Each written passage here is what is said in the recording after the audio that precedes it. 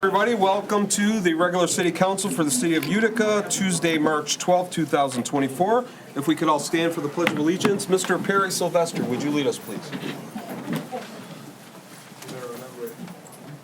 Pledge allegiance to the flag of the United States of America and to the republic for which it stands, one nation, under God, indivisible, with liberty and justice for all. Thank you, everybody. Madam Clerk, will you call roll, please? Sikora. Here. Terenzi. O'Donnell. Here. Dion. Here. Ryan. Here. Robinson. Here. Mayor Calendino. Here. One absent, and we have a quorum. Just for everybody's information, Council Member Terenzi did call before the meeting, and she's not feeling well tonight. I told her to stay home and not be a super spreader because we thought we were going to have a large crowd, and I think I made the right decision, so we hope Ms. Terenzi gets better soon. At this point in the meeting, we open up the floor for comments from the public. This would be for any item that is on the agenda. If you're the petitioner, you'll have your chance when we get to your item. But if anybody wants to speak to any item that is listed on the agenda, you'll be allowed 3 minutes to address council. So is there anyone from the public? Sir, please give us your name and address. Yep, Justin Gretsch, 45161 Cass Avenue.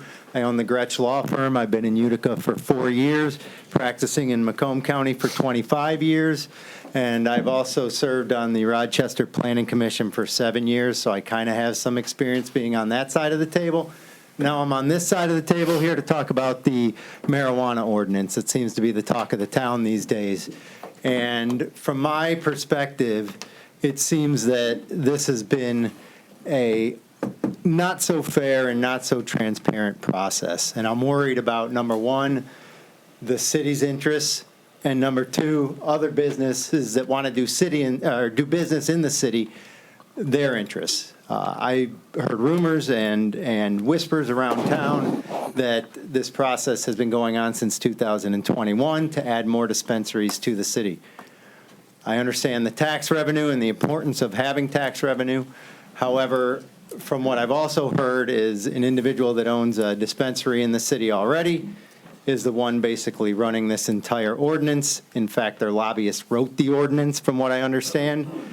And so it's my fear that the city is opening themselves up to potential liability, and that this isn't a fair, impartial process, that other people aren't going to have a shot to have their businesses in the city if, in fact, this ordinance passes and there's 2 more dispensaries allowed in the city of Utica.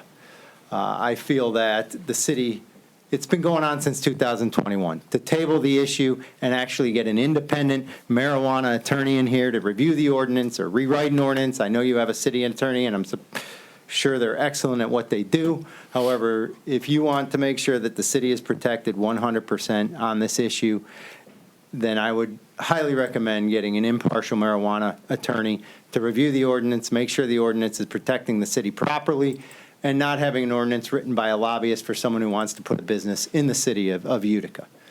If I'm wrong on any of that, I apologize, but that's the whispers that are going around the city of Utica at this point.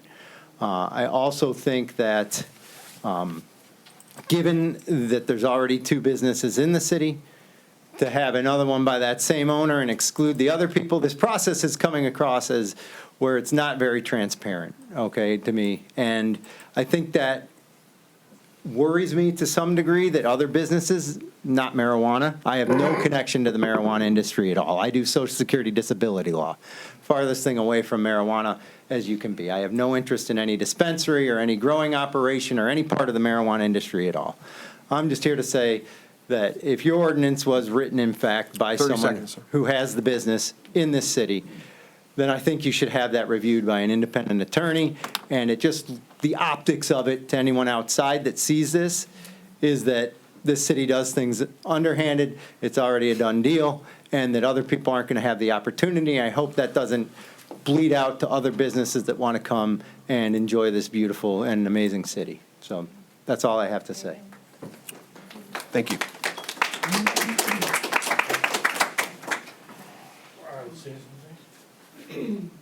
Yes, sir. Just give us your name and address, please. My name is Giovanni. I live in 8251 McClellan Street. I'm a resident of Utica. We have already 2 dispensaries in the city of Utica. City of Utica, as far as I know, correct me if I'm wrong, is 2.2 square miles, 5,000 residents.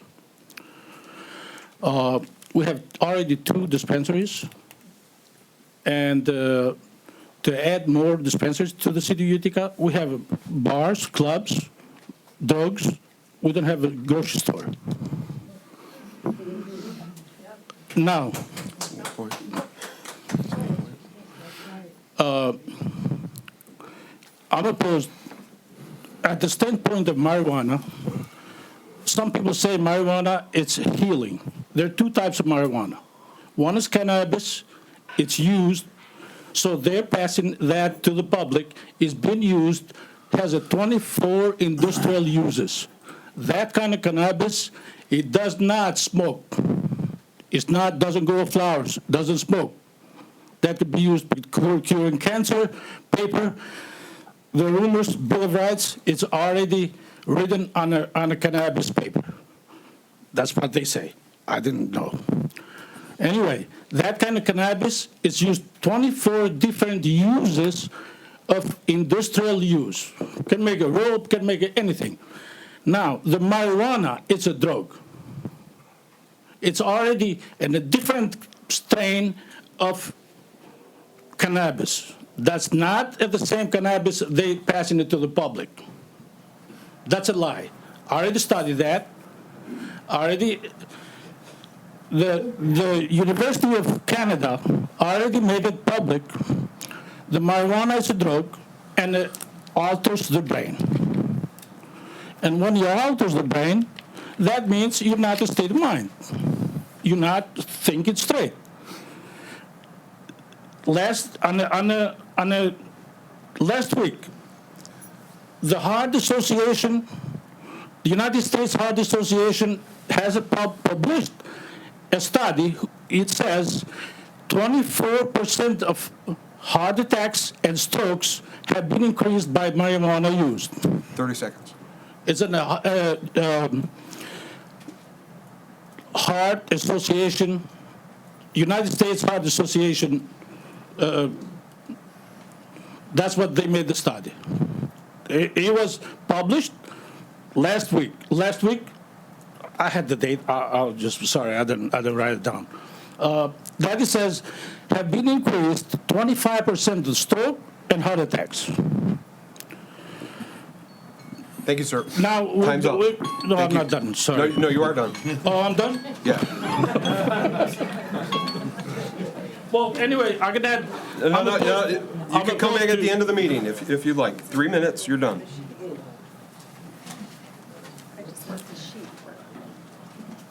Anyone else? Yes. Good evening. My name is Don Hannon. I live at 7354 River Vista. I'm a citizen of Utica. I pick up the bags from the current dispensaries that get tossed out of the cars and so forth.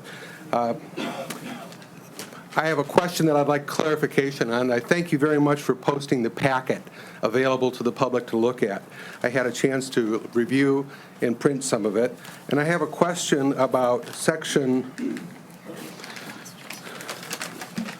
Sir, during 14 public comments, we really don't answer Yes, I questions. do. 14.6.12, I just want to make sure this is appropriate. The city shall authorize no more than 2 marijuana processors and 2 designated consumption lounge licenses that shall be located with a medical provisioning center on a parcel that is contiguous to Park Avenue.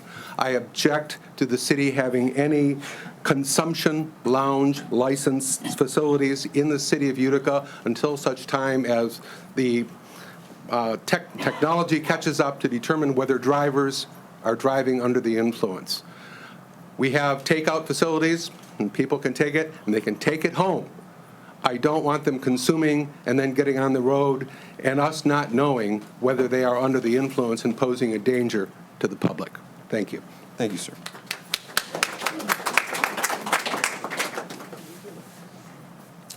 Anyone else? Yes, sir, please. Somebody? Hello. My name is Nick Hanawa. I'm the legal counsel for J. Elias Management, Inc. Members of the council, I'm here to tell you today that the community of Utica is not better served by adding any more dispensaries. There's no added benefit to adding any more dispensaries. The ones that currently exist suffice to support the people of this city. And the city is definitely not underserved by dispensaries. Furthermore, I would caution you to adopt an ordinance that clearly and blatantly favors certain parties in every way, from the proposed locations to the proposed scoring system. Ordinances similar to this have been the cause for extremely burdensome financial litigation in many municipalities across the state. So buyer beware when it comes to adding more licenses, as it could even cost the city more money than it could make the city in just litigation alone. Therefore, we vehemently oppose adding any more licenses, and we implore you to use logical thinking and oppose this ordinance for all the reasons I just stated. Thank you. Thank you.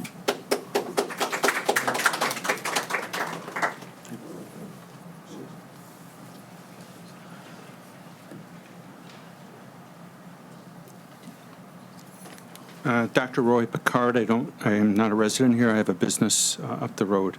I'm going to take a different perspective of this. According to a report by New Frontier Data, cannabis market research firm, legal cannabis sales in U.S. reach $17.5 billion in 2020, 46% increase from 2019. Some experts are predicting cannabis sales will grow to $41.5 billion by 2025. This is a huge competitive industry with a lot of money at stake, but there's more important than profits that we got to consider here. Research. Journal, Regional Science and Urban Economics, March 2021, hits from a bong, the impact of recreational marijuana dispensaries and property values.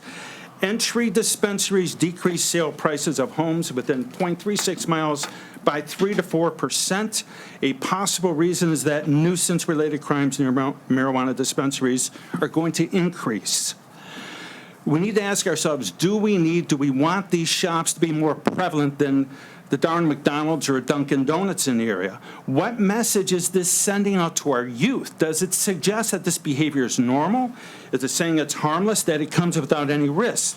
The British journal Lancet, May of 2019, the contribution of cannabis use to a variation of the incidence of psychotic disorders across Europe. They looked at this.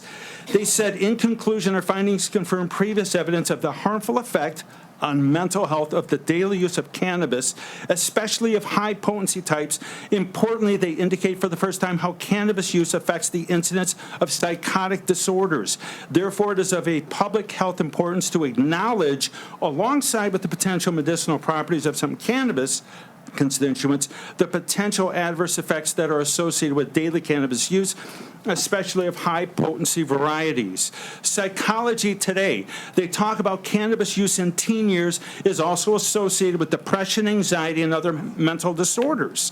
A recent study from Columbia University that found that teens who use cannabis recreationally are 2 to 4 times more likely to develop psychiatric disorders such as depression and suicidality than those who don't use cannabis at all. A journal, the Journal of Law and Medical Ethics, 2020, June. They talk about cannabis as a gateway drug for of opioid use disorder. In conclusion, they talk about for some high-risk individuals, the combination of genes and environmental factors, it is likely that these adolescent cannabis use can meaningfully increase the risk of initiation of opioid use and development of opioid use disorder. Trinity Lutheran Church, every fall, they have 300-plus crosses on the grass in remembrance of those who died from opioid overdose. Are you going to send a message that it's okay? Time's up. Thank you. Jesus.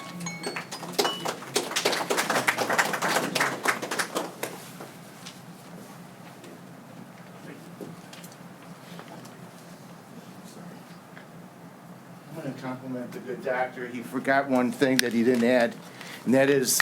Name and address. I'm sorry, Louis Myers, 45483 Kenny Street. He forgot women that are pregnant, and what happens to those fetus babies that are in there. and they know that autism's gone up, and that's one of the reasons. All right, I got a few notes here. Let's avoid short-term gains. We all know why the benefits of having these dispensaries. Tax revenue, right? We're across every state's doing this. I asked the city to stick to the real vision of the city, aligned by its residents. Our residents do matter. I want common sense to prevail. Just like I came last time, you guys were proposing this thing called come and go. Come on, this business is down on Hall Road. This thing as well, common sense tells us it should be maybe 2 dispensaries, and that's the limit. Either we maintain the character of Utica as our residents expect, or we're going to force this change and then gamble that the next election, whoever the incumbents have voted favorably, hopefully they'll be removed. Thank you, sir.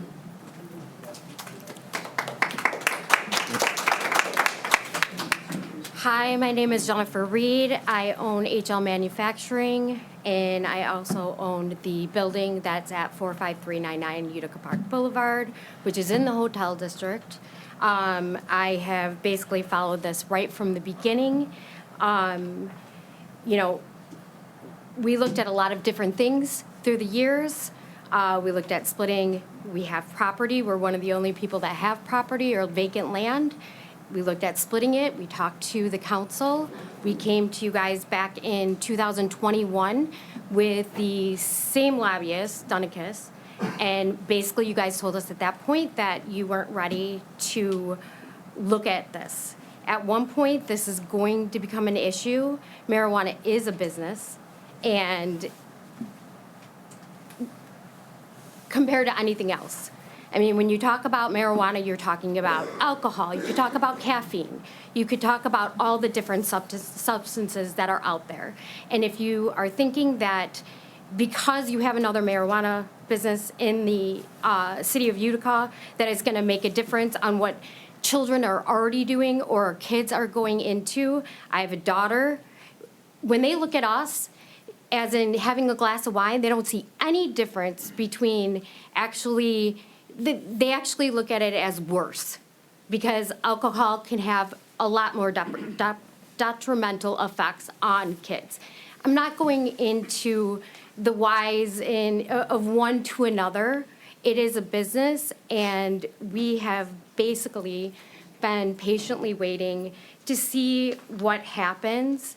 I mean, at one point, this is going to come up, and, we looked at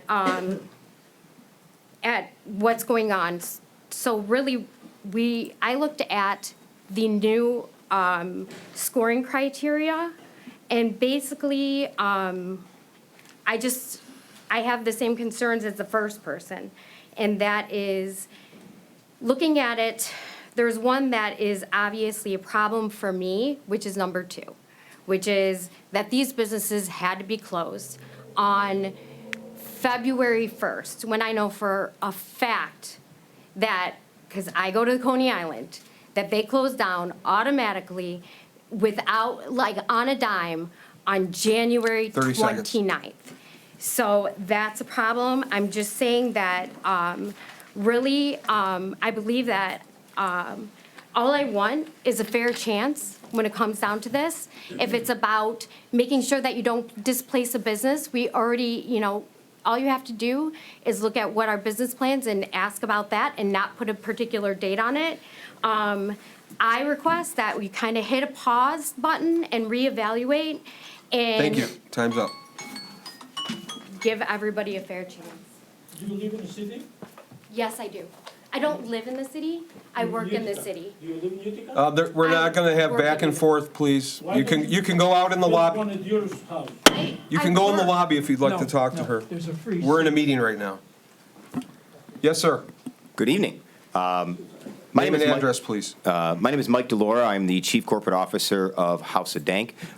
We are Jennifer Reed's operational partners. I live in Rochester. I used to work here in Macomb County, but ultimately I'm here as Jennifer's operational partners as we're here to talk about cannabis. And I know that this is something that people feel very strongly about one way or another. It's been prohibited in America for nearly 80 years, and all of us are struggling with the new status quo and what is the new normal. Okay? I'm a proud member. I sit on the board of Michigan Cannabis Industry Association together with our company, House of Dank. We operate 12 stores across the state, generated just over $100 million last year, and employ over 1,000 Michiganders. And we started from nothing. So I know that it's easy to look at the cannabis industry and cast aspersions as to why we're here. But I do want you to take a look at us in the light that we see ourselves. Struggling small business owners, trying to enter a new market. And when I think about cannabis, I think about economics, which is, I think, the reason that Utica is even considering bringing in more stores. Not just for the direct economic impacts that we recently saw was $120,000 to the city just this year, with an expected rise as we go forward, but the indirect economic effects. Additional people coming into the city, perhaps stopping to buy something, perhaps getting gas. The indirect economic effects of increased jobs. And let's face it, retail is dying in America as we know it. And one of the only industries continuing to invest in retail spaces, which Utica has doubled down on. M59 is a very important retail corridor for the entire Metro Detroit area. But all retail is stepping back. You can see that with the quality of tenants just in that very corridor that we're talking about. A lot of resale shops as opposed to national stores. We in this industry are proudly expanding retail operations, not just in Michigan, not just in Utica, but across the country. And we're proud to add $41 billion to the United States of America's economy. And we're proud to be in this business. And it's not something I'm ashamed of. And it's not something I think that this city or this board should be ashamed of either. What I believe is the best bet for Utica to go forward is to treat this business as a business. If you want to start a business in Utica, you should reduce the barriers. If 100 people want to start this business in Utica, 100 aren't going to survive. Just like if there were 100 coffee shops or 100 oil change places. The market will speak. The market ultimately works. Good governance would rely on independent counsel and the market to guide it. I ask this body to do the same. Thank you. Thank you, sir.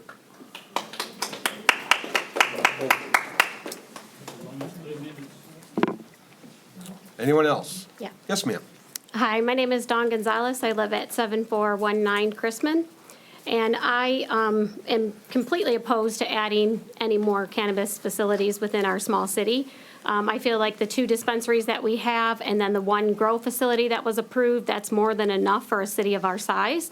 I don't want to become like a Centerline who now has like 10 dispensaries and they're stuck in between this big city of Warren. You don't see the city of Warren having any. You don't see East Point, Roseville, anything around us that has any other dispensaries. Utica is it. So all that traffic, guess where it funnels? Down my street. There's a stop sign right by my house. Do they blow through it every day? They do, every single day. When I first came to this city 11 years ago, the cops would always be patrolling the street. They'd be at the end of the street. There was a cop that lived on our street. It was a different thing. People didn't come down our street. My Ring doorbell camera goes off all hours of the night. People walking down the street. We've had more theft in the area than we've ever had. That has went up. The garbage, I'm constantly picking up stuff. People flying up and down the street because they can't get through the traffic. I mean, I don't know what the whole lane thing that they did on M59, that didn't last very long to control the traffic. They just ran the damn cones over and they're no longer there. I mean, the whole thing has just been a nightmare from a resident standpoint. I mean, I understand like they put up no parking signs, but the people still park. They still throw their stuff out the window. They're still coming up and down our streets.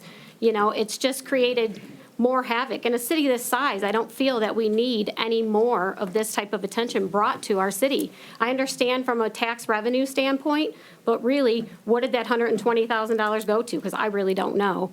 And I'll be truthful about that, but I don't really see anything, right? I understand that area of Utica could use some improvements as well, but you have a park in between 2 dispensaries. Who wants to take their kids to that park? I mean, not besides the fact that there's barely anything there. The only people that are using it are the people that are canoeing that aren't even coming from. We're not even getting revenue from that because they're not coming from our city. They're just starting at another point and ending at our park and going out. I mean, so at the end of the day, I just feel like adding more to it just brings more negative attention to our city itself. And if you look at Reddit and some of these other sites, people have asked on there, is this a good place to live? And there's been comments on there that people have made about it being such a small city and already having 2 dispensaries. And this is the first that I've heard that they're saying, oh, this has already been in the works. I haven't seen anything come through on it. So if it was 30 distributed, seconds. I don't know where it was distributed. I tried looking on the City of Utica website to see what I could find on there, and I couldn't find a whole lot, so. And that's really all I have to say. Thank you.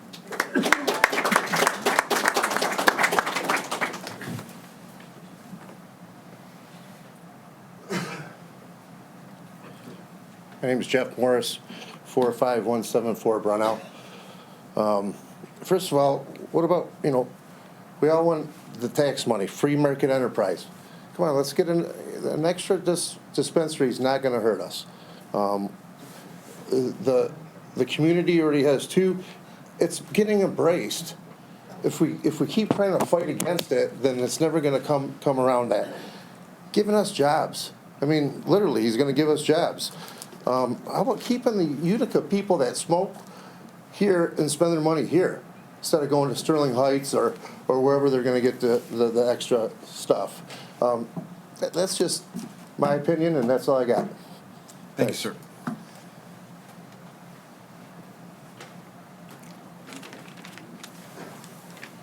Hello. Hello. My name is Michael Stein, 150 West 2nd Street, Suite 250, Royal Oak, Michigan 48067. I represent a potential marijuana applicant for a dispensary, and I wanted to thank this board for this long process, and for some of those that haven't been here the whole time, there's been a lot of conversations that industry insiders have had with the board, and I believe that you did a wonderful job with the ordinance. I think that you took information and with your city attorney, took insight from everyone and came up with an ordinance that very much benefits the city, which I think is the idea when you're trying to have these adult use dispensaries, is that you want to look for some benefits to the city. And I think that Linda and whatever the team was did a fantastic job of putting in criteria that will benefit the city in more ways than one. In terms of some of the conversations we've had about the benefits that it would bring, I think clearly the experiment has gone well, as you will find very few people that will have anything negative to say about the dispensaries that are currently here. And as a matter of fact, they've been fantastic corporate citizens, and they should be commended for that. Because I don't think we see a lot of other businesses coming and doing stuff like that. And I think everyone should look back over the last several years and see where some of the big donations or some of the things that have been done for the community have come from. And I think that's true for a lot of the cities where these businesses are. And the attorney that spoke before me is absolutely right? Retail is very much down. And so you came up with an ordinance that provides for buildings that are vacant for them to be refilled. So this ordinance isn't about displacing businesses, it's about filling vacancies. And I think that that's very important for this city and for the business community. And everyone does have to remember that there are other businesses in this community, and that having business that brings traffic does benefit the rest of the community. And so I would very much urge this council to adopt this ordinance that you have worked very hard on, that has been whittled down to something that is fair for everyone. And I would ask that you not change a thing, and that we keep in the provisions. 30 seconds. We keep in the provisions that talk about businesses that are closed, because at the end of the day, what we're doing is not displacing businesses, but we're replacing vacant buildings, and that's ultimately going to be a benefit to everyone in this city. I believe that there's a market to be served by the addition of 2 additional adult use dispensaries. Thank you. Thank you, sir. Yes, ma'am.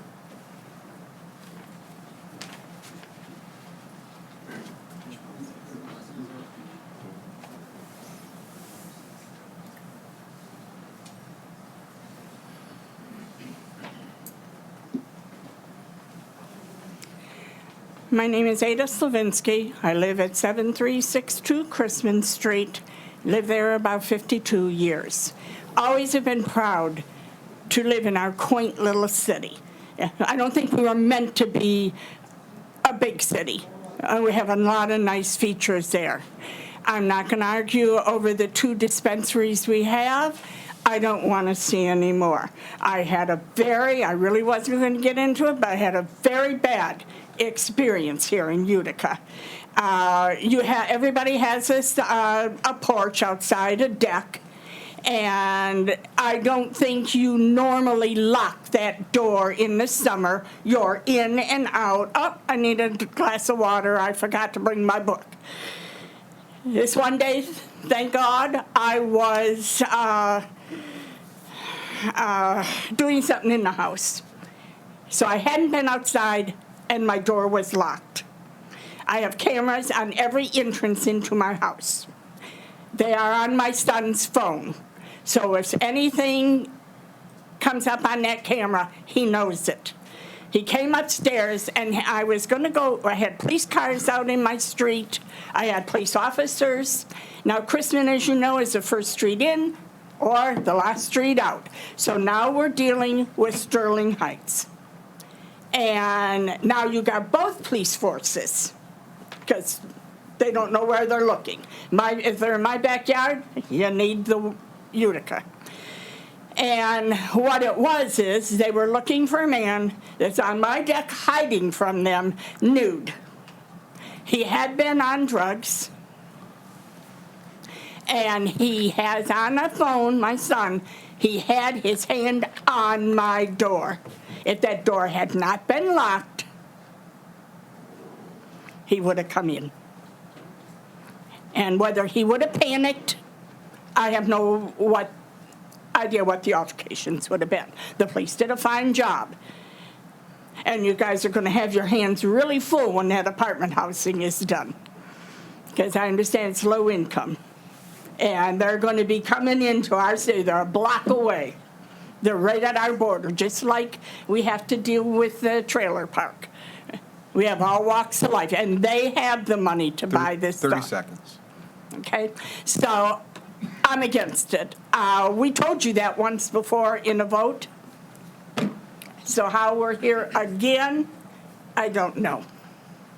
But I'm disappointed. Thank you.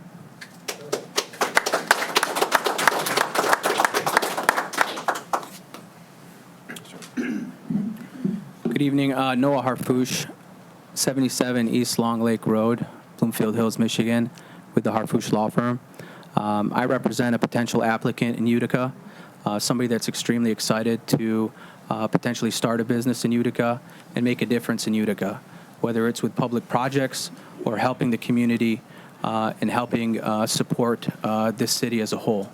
The way they can enter the city and do that is by starting a business here.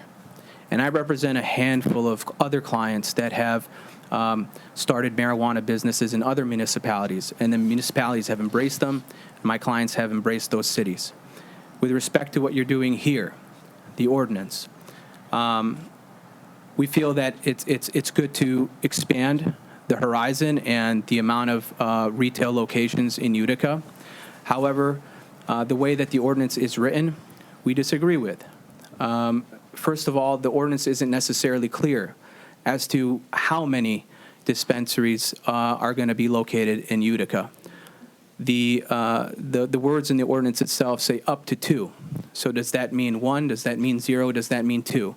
We would request that the city really take a closer look at the ordinance and not leave anything to ambiguity. It should be 2. Secondly, with respect to location, there are certain buffers in place under the ordinance that if we are very selective and look at only Park Avenue, there could be implications with respect to how many can be located within that vicinity depending on other locations and who gets a license there first. With respect to that, we feel like maybe Park Avenue isn't exactly the only place that up to 2 licenses or 2 licenses should be located. The city should look at the vacancies. Where are the buildings, where are the retail locations that need to have a viable business to help other surrounding businesses come in? We feel really strongly that not only Park Avenue could be okay, but probably probably Hall Road can also utilize a dispensary. So we know that there's some on Van Dyke. We feel like Park is okay, but I think Hall Road has a lot of area that can be still developed. And that should be the #1 focus of this city, to take a look and see how do we maximize the benefit. You already have dispensaries here. There's a lot of other municipalities in the vicinity that have dispensaries, and those city councils that have allowed them have always studied what is in the best interest of the city in terms of location and also development and advancement in not just tax revenue, but in other businesses supplementing the businesses of the dispensary itself. Thank you. Thank you. Can I ask you a question, though? Are they considering that gas station again?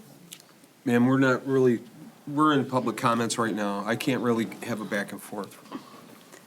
Hi, Karen Schultz, Tarnapol, 3631 Karen Parkway, Waterford, Michigan. So I've been a paralegal in the cannabis business for 5 years next week, and I've worked in provisioning center and retail, applications here in the state and all across the country. I work with architects and planners, very familiar with land use and zoning and all the other things that go into applications. So I'm here to discuss just one aspect of the ordinance as it applies to retailers. Sorry, I get very nervous speaking. I want to highlight that the language in the proposed ordinance does not include language in the scoring criteria also. So we all understand that traffic flow is very important to any municipality when evaluating the applications. I noticed that the scoring criteria table, there's no mention of traffic or of parking, which is very important in every place that we apply. The draft scoring of criteria 11 discusses land use relative to the surrounding neighborhood, but does not discuss whether there is a detrimental effect on traffic patterns or resident safety. Section 14615F2 of the proposed ordinance corresponds to scoring criteria 11 on the scoring table. The ordinance states that a scoring system may include the following factors, and at section 14615F2 of the ordinance mentions detrimental effect on traffic patterns and resident safety. This is not in the scoring table. I'm suggesting whether there's a detrimental effect on traffic patterns and resident safety should be included in scoring criteria 11 and the scoring criteria table. And I just wanted to briefly comment on the vacancy issue. It seems fair for applicants who are, that have long-time vacant properties to score higher than those most recently vacant. That recognizes the value in putting new businesses somewhere that would otherwise remain vacant for years. That's all I got. Thank you. Thank you. Who's next?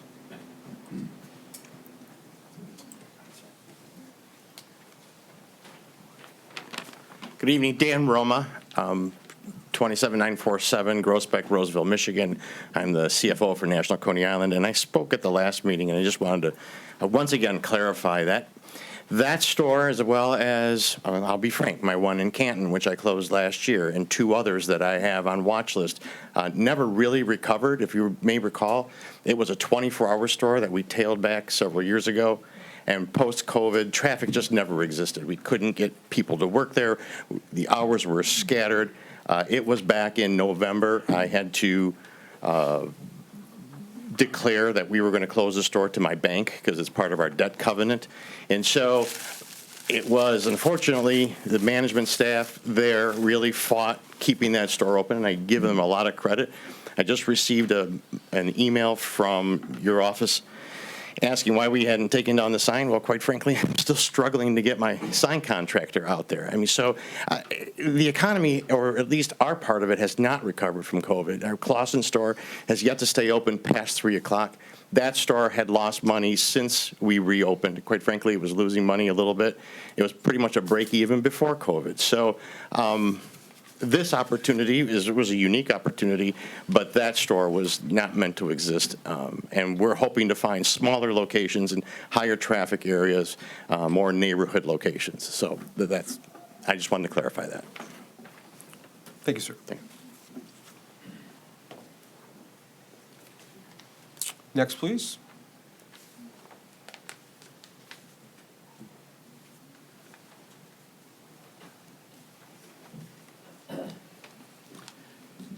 Good evening, Council. Stavros Toma, 47677 Malonis Drive. I just want to thank the council for considering an ordinance. I will tell you that looking at your scoring criteria, I've applied in several, more than 10 locations. This is not an easy one. This is not, something that it's easy to score. You're really going to have to get the right candidate in there and have them qualify. You're going to have a well-qualified operator with your scoring system. And as far as the smoking cannabis lounges, I don't think those are really meant for the public to come drive in, smoke, and leave. Those are more meant for the hotel guests, to walk over, have somewhere to smoke because they can't smoke inside of a hotel room, and just try cannabis that way if they're coming from a state that doesn't have cannabis or they haven't smoked it in 30 or 40 years. That's it. Thank you. Thank you. Next, please. Anyone else? I'd like to say something if I could. Absolutely. John Sunday, 7863 Hahn Street. I'm a resident for the last 15 years-ish, maybe a little more, 19 years. Anyhow, totally against it. I think it's the worst thing in the world. We already have 2 of these stores. You only got 5,000 residents. I think 2 is enough to suffice for 5,000 people. We already have the problem with children being able to buy it as much as they say. They don't sell to them. I have a 16-year-old son who buys it all the time. Ask him where he gets it. Oh, Dad, so-and-so, whatever. He lies all the time. He's a teenage kid. I get it, and I'm kind of a learning parent as I go. But I just think it's the horrible, worst idea in the world. And anybody with lawyers and money who want to buy these buildings and sell dope, go somewhere else. We have enough. Have a nice day.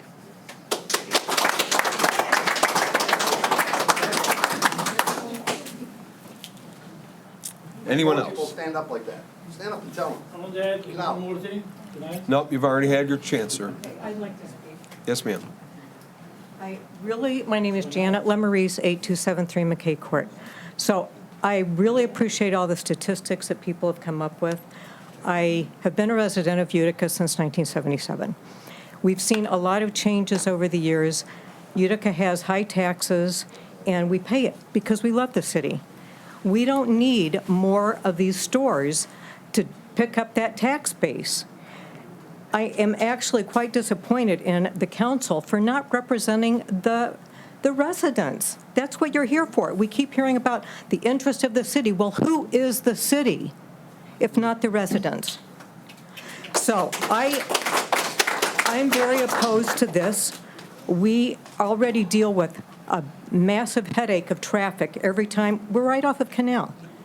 We have to go through that intersection. First of all, Hull and Van Dyke is a headache, but then you get onto Canal and you've got people coming north that want to turn into Puff. You've got people coming out of Puff that want to turn left. I've seen people make U-turns. My husband saw somebody make a U-turn in the middle of the intersection of Hull and Van Dyke, going northbound to get back south to go to Puff. Now, we've talked about traffic impact. We get traffic down our street all the time thinking they can get through. Quiet, please. Show her respect. She's speaking right now. Thinking that they can get through to Hall Road or maybe Van Dyke. I'm not sure because it goes both ways. We have had a big increase of traffic on our street, and I know that not all those people live there. I wonder sometimes about the police, how this is impacting our police.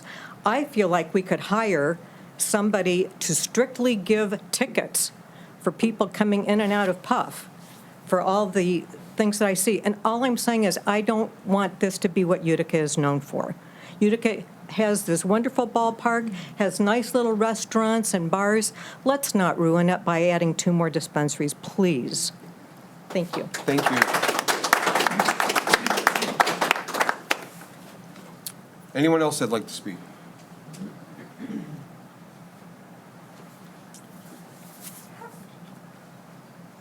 Hi, I'm Connie Lozier. I'm at 7556 River Vista.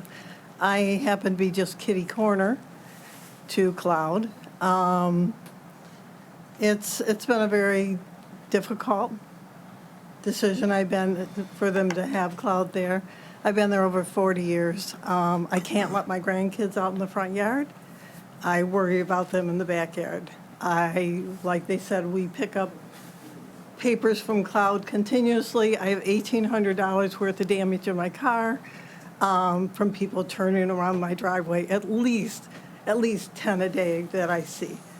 I am, I don't feel safe any longer.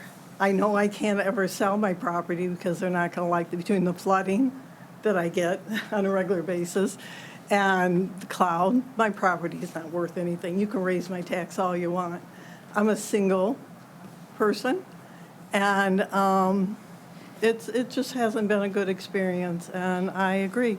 I don't think we need any more dispensaries. And I would really appreciate if the council would, support us on that.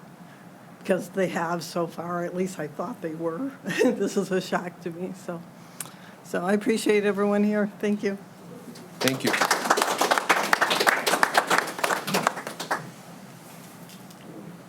Anyone else in the audience?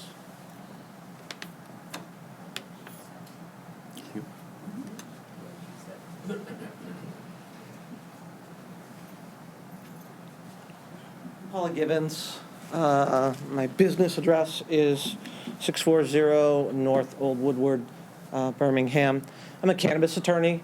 I was involved with the application process the first time around, and I wanted to remind people that too was brought forth by someone, right? Somebody helped the city with the ordinance. They helped them understand. They helped the city attorney understand.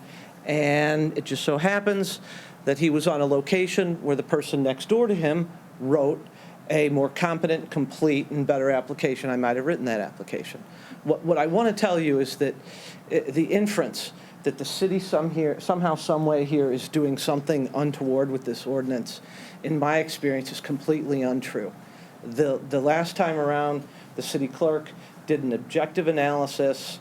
The person who everybody thought was a shoo-in was not. And so I just want to tell you that these businesses work very hard to work with the city and to present a plan that is competent and capable. And it doesn't have anything to do with who talked to the city attorney about an ordinance or who made a proposal here or who proposed an ordinance. It's been my experience all over the country writing winning applications throughout the United States and throughout Michigan that has not been the case. And so for somebody to imply that anybody on this city council or the city attorney or the city clerk somehow is on the take is offensive to me, because I know that not to be true. I do want to mention that the deadline that we have of February 1st, it just doesn't make any sense, right? Because if the goal is to bring more retail, right, what we want to do is fill vacant buildings, right? And the attorney that was here previously mentioned that there are other vacancies in this area. There are other vacancies. There are vacancies on Hall Road. And those vacancies, just like the vacancy on Park Avenue, need to be filled. And I would suggest to you that you consider that there are other vacancies and consider other areas. And I would tell you this, that an ordinance like this, in my experience, and I've read hundreds of them, this is an ordinance well-written, and it's well-considered by an experienced city council. Pardon me? 30 seconds? 30 seconds. And an experienced city attorney. And the scoring criteria in this, one of the scoring criteria isn't who proposed the ordinance, okay? And my experience from the last round, when the scores were judged, was that it was objective and fair. And I feel that the city council can be objective and will be objective and fair. Thank you. Thank you. Anyone else? Going once, going twice. Yes, ma'am. Hi, Julie Williams, 45511 Cass Avenue. I've been a resident here since 2018. I left my big house in Macomb Township for my little money pit in a corner of Cass instead, with no closets and something, doorknobs breaking and all that, because I wanted my children to be able to have a nice place to ride their bikes, go on the bike trails. There was no marijuana at that time. And I'm really disappointed because there's kids here. And we were talking a little bit about real estate. I was up till 3 a.m. watching some prior meetings, and it seemed like there was Carlos Santia from the chamber or something. Why do chamber people, why do all these Macomb County officials want Utica to be the double hot spot? I don't understand. It doesn't make sense. And Utica's been here since 1817 without it. Why do we need it now? I would rather have no businesses, level the buildings, and let the citizens, with our taxes and our high water bills and everything else we put up with to live in this city, just get rid of it. I can't, there's 2 here, but no more. And an indoor smoking facility, I wasn't going to speak tonight, but I'm going to have some high-on come from another state and cross here so that I can go to Sam's Club and my daughter and I can smell the dope coming out of the place so an outstate person can get high. I mean, do we even have to speak of this? This should just table now. It's unspeakable. 120,000. We had, the police did a great job at Cloud because there was a break-in and some chase, but that's a drain on our resources. It's not just 120,000. Now we have to pay. We have officers' lives in jeopardy for break-ins. Why are these businesses not policing themselves? I go to Huntington Bank in some unnice areas, and they have to foot the security. Why are our police putting their lives on the line for Cloud and Puff, and now we're going to have other establishments? I don't think so. I don't want to run for office. Please, don't make me do that, but I will. I mean it, I will. I want this to be a nice city for families. I'm a realtor, like these other people have said. It's a negative connotation. My kid's at Wiley School, and guess what Utica is? It's the slum session. It's the ghetto. You have Shelby Township. That's where all the bougie people live. So already my kid is being ostracized, and my daughter in Utica. And you've got all these people dressed nice and these so-called attorneys, and they're in Royal Oak and Birmingham and Rochester, but they don't live in my yard. And done. It's just done. It needs to stop. You people are my voice. You have kids that live on my street, and it's everywhere. You go to Heritage Park, and I smell marijuana. I've got a new driver that can't go where Canal is, and now you're going to have that cesspool of a mess where Sam's Club is with all the traffic. And why wasn't this brought to the vote? It went through so quickly at the last meeting. There was nothing mentioned about the smoking place. I missed it. I'm go through the meetings. That's all I can say. But it's got to stop now, and don't make me run.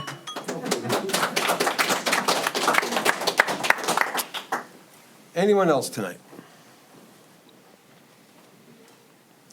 All right, we're going to move on with our agenda.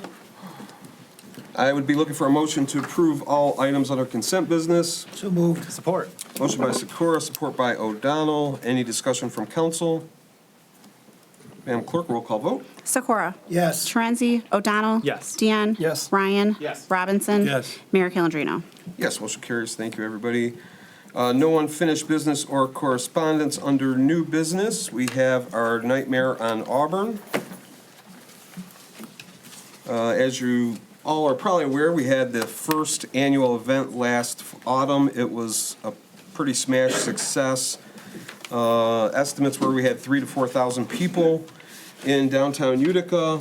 Connect Macomb has graciously wanted to partner with us again to do it in 2024. The proposed event would take place on Saturday, October 5th, 2024 in downtown Utica. There will be trick-or-treating, children's events, vendors, live music, and a beer tent. Time of the event is still to be determined. I would be looking for a motion to approve the Nightmare on Auburn event, October 5th, 2024. So moved. Support. Motion by Dion, support by Sikora. Any discussion from council? Madam Clerk, roll call vote, please. Sikora? Yes. Torenzi? O'Donnell? Yes. Deanne? Yes. Ryan? Yes. Robinson? Yes. Mayor Calendino? Yes, motion carries. Thank you, everybody. Next on the agenda is special conditional use for front yard fence at 7881 Chappeton. Is the petitioner here tonight? Yes. Good evening, sir. Jeremy Plunkett, 7881 Chappeton Street. Here asking for a variance on a fence that I'm 3 inches too tall. As our code is 15 foot back from the roadside, can be a 30-inch decorative fence, and I'm at 33 inches. I did build it without the permit at first because it's not a typical fence. Nothing's into the ground. I just pieced it together with hinges. So it was my bad that I didn't pull the permit. When I was told to pull the permit, I did. and I'm 3 inches over on the first 11 feet of my yard for this fence. We do have some issues pertaining to, keeping the dog safe. We've had some incidents where a person in the apartments on drugs, came into our house or came into our front yard, had an incident where the Utica police came arrested. This person was an indecent exposure on our front lawn. So we do have some houses that are in our residential one that are multiple units that I live next door and across the street. So I'm asking for this variance for safety reasons, for, some of the things that we've encountered in the past few years. And I'm just, like to apologize for building the fence without the permit, but like I said, it was done unintentionally and I did pull the permit. So that's really all I have to say. It's my understanding you're not looking for a variance, he's looking for special conditional use, is that right? That's correct. He does not qualify for a variance since it's a self-made hardship. But the decorative fence, so we are allowed to have 30-inch tall decorative fence in our front yard? Is that correct? I'm not a planner. What I do know is planning denied your request. Is that true, Madam Clerk? You Well, also no, went to but the, no, sir, let planning- me speak, please. And Historical Commission also denied his request. Is that also true? That's also true. Go ahead. Well, planning did not deny it. The attorney said we had to go in front of the historical, and then no one set a date for the historical meeting. So the historical meeting happened January 16th without any notification that it was happening. So it was the first to my knowledge when I spoke to Lori on Friday that it was denied. As, I would have liked to have pled my case then also, as it's not, it's a decorative fence, but they're to protect my dog and protect anyone from coming in. Is from it a the few decorative incidents. fence or Yeah, it's a protective decorative fence? fence. I got pictures of it. I got And it's my measurements. understanding that Planning Commission did recommend denial. Is that not true? They did recommend denial, For what stating, reason? it says that it's 33 inches in height. It includes black aluminum railing. The portion of the fence that is 15 feet from the front lot line is non-compliant. In addition, because front yard fences are conditional use, according to Article, in the ordinance, no variance shall be made in connection with a condition attached to a special condition use approved by the city.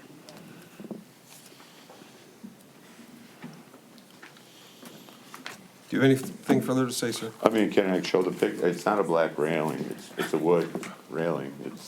It's in our packet. We see it. Mr. Chair, can I ask a question, sir? Yeah, absolutely. Did you have a chance to present your case before the planning commission? No, they right away, they told me I had to go in front of the historical. And you did that? No one gave me a date or So anything on the you historical. not appeared before either one of those to argue? Correct. Okay. Correct. Double checking. I will say that both commissions had all that he submitted, the application, all of the photos, everything that he had submitted, they had in front of them. There were public meetings? They were public meeting, yes. Any reason why you didn't attend? What's that? Any reason why you didn't attend those meetings? No one sent me, like, this meeting I was called, I was emailed by Lori on Friday saying that I had to be here today. And on the planning meeting, January 3rd, I was sent what day to be here. It was actually for December 6th, but it was canceled because the meeting was canceled. So I got that notification, then I got the notification to come for January 3rd. But then I never got a notification to come for January 16th to the historical. And I asked why. And Lori's response was, well, you contact us about the garbage that you complain about. So we just figured you'd contact us about the historical meeting.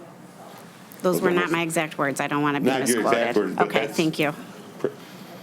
All right, I'd be looking for a motion to either approve or deny conditional use to allow this front yard fence. Keep in mind, it was denied by Historic and recommended for denial by Planning.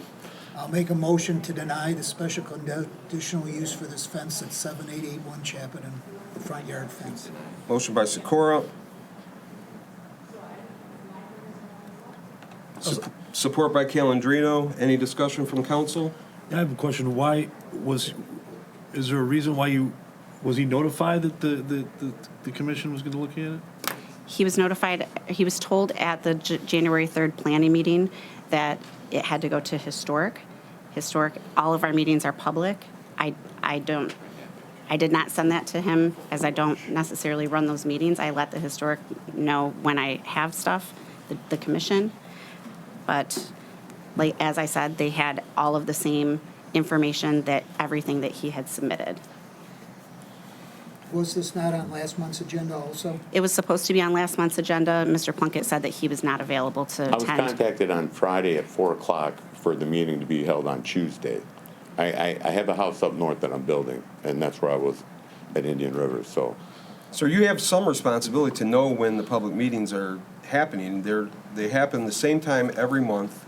I understand And you were told that, at the meetings that you were going to be, your issue was that I going to would be have on the to go agenda at in the next meeting. Historical, and so nothing was sent because, like I said, I don't get notified, like this meeting, I didn't get notified until Friday. So We obviously typically there's a don't plan. notify anyone. I think that was a courtesy call, and in fact, you kind of misrepresented what her email said, because I saw a copy of it. It said you are not required to be at the meeting, but But I would like to be here to support my case. Well, we're So glad you're here I today. would just like every other meeting that, was sent to me, I'm here. And I would have no reason to miss the meeting. I'm just asking, we're 3 inches too tall. I mean, if you want, if I push the fence back, it's going to go right through the middle So of the we're in yard. deliberation at this point. Any other comments from council? Any questions? Madam Clerk, roll call vote, please. Sikora? Yes. Torenzi? O'Donnell? Yes. Deanne? Yes. Ryan? Yes. Robinson? Yes. Mayor Calendino? Yes, motion carries. Your conditional use is denied. I mean, I've Sir, kept we have to this move line. on. We have to move No, on. this is bull. We got garbage everywhere. We got just Sir, trash everywhere. you're out of You order. got We're a moving fence on with the in agenda. front We're moving yard. on with the agenda, sir. I mean, this is bullshit. I mean, we've had people in our Next yard on the asking me agenda is the appointment of Ms. Margaret Peters to Parks and Rec. 3 inches of the fence.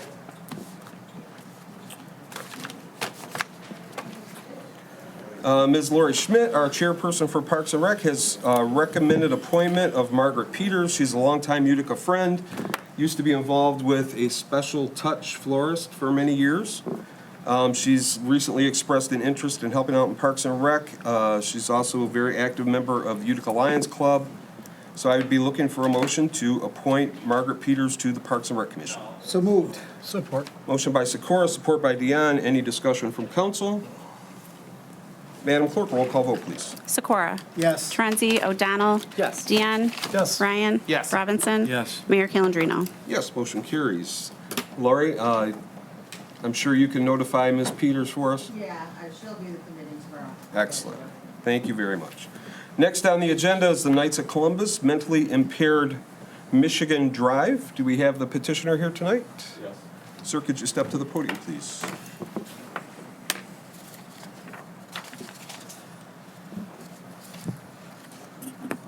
My name is Joe Manusak. I'm a member of the Knights of Columbus, more specifically the St. Lawrence Knights of Columbus. And what we're requesting permission to solicit funds from your streets in Utica for the upcoming Knights of Columbus Drive conducted the weekend of April 5th, 6th, and 7th. We've done this for numerous years in the past, and in those 3 days, we have members of our Knights of Columbus that would be going to 4 corners in Utica. I mean, if you want me to specify the corners, I can. That was in the initial petition. But of course, the funds support many agencies that support the mentally and physically impaired individuals. So we're requesting permission in order to man those 4 corners for those 3 days, April 5th, 6th, and 7th. I'll make that motion. Support.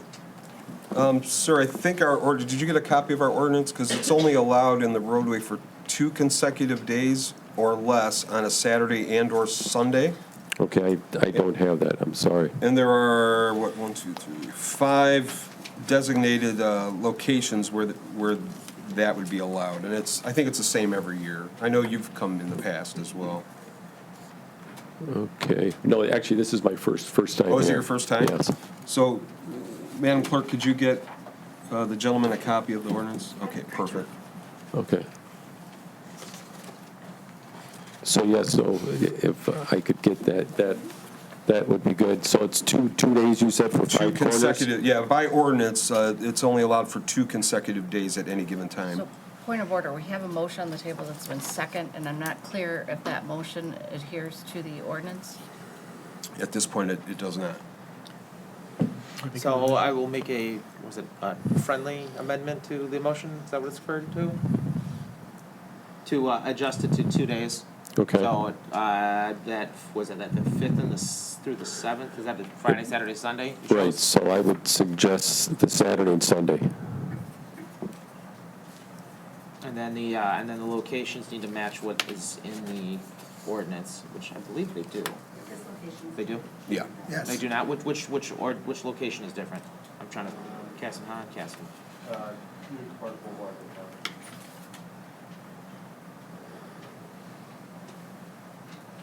It's in the. I have it listed in the ordinance here. Yeah. Eastbound Utica Park at North Point. It's the last option on the location restrictions. Okay, so it'd be just the changing of the 2 days. You said, I'm sorry, you said the 6th and the 7th? Yes. Okay. Yes. I'll continue support, sir. Support, or motion by Ryan, support by Dion. Any discussion from council? Madam Clerk, roll call vote, please. Sikora? Yes. Torenzi? O'Donnell? Yes. Deanne? Yes. Ryan? Yes. Robinson? Yes. Mayor Calendino? Yes, motion carries. Thank you. You're all set. Thank you so much. Thank you. There's also, if you notice or when you get a copy of that page from the ordinance, there's also some requirements for protective, reflective gear and some items like that, just to make Yeah, sure so that your we'll- folks. we'll be wearing that. Perfect. Still So, get out Tootsie Rolls, right? yes. Indeed. It's a requirement. Yes, that's right. Thank you. Thank you very much. Have a great night. Next on the agenda is the Run Drugs Out of Town 5K Walk Run. Is the petitioner here tonight? Hi. I'm Linda Davis. I'm a retired judge here in Macomb County, as well as the executive director of Families Against Narcotics. We have held this race for the last 16 years at Fraser High School. We were notified after we had already booked the date and printed materials that they are doing construction on Garfield Road, and we would not have access to parking on the day that we were supposed to have the run. So we were scrambling to find a new place and reached out to the mayor of Utica, who graciously welcomed us into the city and told us we needed to come in front of the board. We have worked with Jimmy John's. They have already approved the date of June 30th that they are available. We are using a similar route that was used by another race here in your city, Cassie Hines Shoe Cancer Foundation 5K run. It would be the same route that they used. We have between 1,800 and 2,000 people that are expected, and we would need to close down Auburn Road for the morning. We have already talked to the police chief, who I believe is in support of this as well, and we have reached out to Shelby Township to see about contracting with them for their police department to help Utica Police Department in maintaining traffic and seeing that the roads are closed down and that everybody is safe during the course of the run. So we are really appreciative of the possibility of coming here. Jimmy John's has been outstanding to work with and is bending over backwards to accommodate us. This is a run that is really valued by a lot of community members throughout Macomb County, and we service 45,000 people across the state with helping them find recovery services. So it is one of our 2 big fundraisers during the year, and we are really hopeful that City Council will approve this race for us this year. Chief, I see a furrowed brow. Just, I guess I got a question on the contracting with Shelby Township Police. Is that right? Okay, I was out of town when all this was transpiring, so Diane. We had to get permission to use River Bends Okay. for the course, which they had approved. That's the only thing that was, okay. It's just with you guys. Yeah, just with you guys. I'm sorry, I misspoke. Okay. Now, of course, in the future, you're going to be coming back here and not going back to Fraser, right? We would like to do that, yes, as long as everything goes Just priming smoothly the and pump we here. keep the numbers the same as they were before.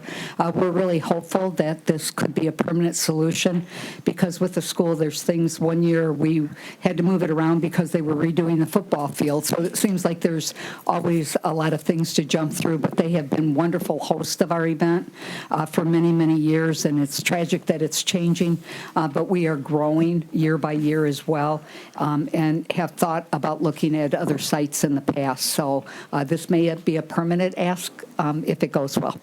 Excellent. So we would be looking for a motion to approve the Run Drugs Out of Town 5K Walk Run on June 30th, 2024 at 10 a.m. motion. Support. Motion by Robinson, support by O'Donnell. Any discussion from council? Madam Clerk, roll call vote, please. Sikora? Yes. Torenzi? O'Donnell? Yes. Deanne? Yes. Ryan? Yes. Robinson? Yes. Mayor Calendino? Yes, And motion carries. we hope to see all those people that are anti-drug show up for our run this year. There you go. Thank you so much. I don't know if all of us can run, though. We'll do the walk part. Walk is good. It's kind of ironic that it was across the side. Thank you so much. Thank you. Next on the agenda is the Hero Fun Run at Jimmy John's Field, May 5th. Is that petitioner here tonight?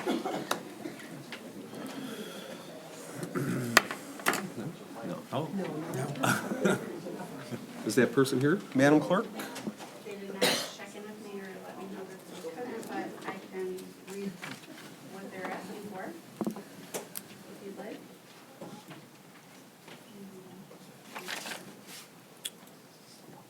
And were they requesting road closures? They were requesting a partial road closure of Auburn following the same route that was just talked about for the previous run. Their event is going to be held May 5th, and the fun run is at 9, followed by a 5K at 9:30. Chief, did they reach out to you at all? Mr. Mayor, I did respond to them. I sent them an estimate for police services. I did not get a reply back from them on that. And this event is May 5th, so we would need to have a decision. I guess it could wait till. I believe Chief Klusny checked on the website about this, and they already have it on their website, if I'm not mistaken. It is, yes. If you go on their website, it's already kind of. So we could probably make a motion to approve, subject to finalizing an agreement with Utica Police for support services, right? Correct. All right. I'd be looking for that motion. I'll make that motion. I I'll was support. about to say that. Motion by Ryan, support by Robinson. Any discussion from council? There's also, they need to also have conversations with the fire department as well. All right, maybe I have a friendly amendment. Friendly amendment, pending contact with the police and fire departments as appropriate, Subject to, yeah. subject to. Councilman Robinson, do you still? I still support this. Still support. Any further discussion from council? Madam Clerk, roll call vote, please. Sikora? Yes. Torenzi? O'Donnell? Yes. Deanne? Yes. Ryan? Yes. Robinson? Yes. Mayor Calendino? Yes, motion carries. Chief, if we don't hear, both chiefs, if we don't hear, please reach out to me, let me know, and we'll get in contact with them, but we'll want them to do that before we, give them the rubber stamp, okay? Absolutely, Mayor. Next on the agenda is the Memorial Day ceremony. As you guys all know, every year on Memorial Day weekend, we have a small ceremony at Memorial Park. It's usually in collaboration with the American Legion Post 351 at the War Memorial. It's always a pretty beautiful event. We have the Marine Corps League Detachment 154 Honor Guard attends. They do a gun salute.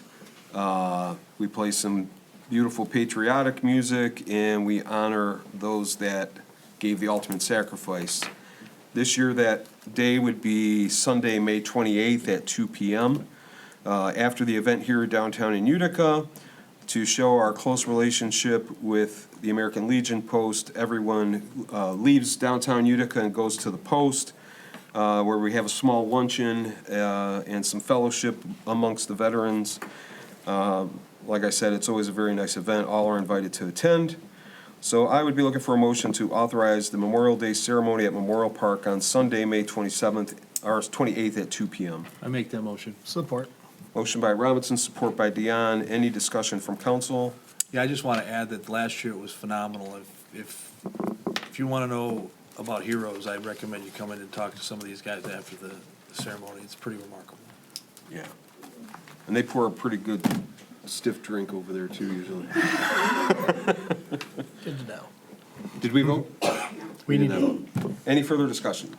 Sunday's the 26th. 26th? Yes. I got it wrong twice, because I have 27th and 28th. Yeah, So, Sunday.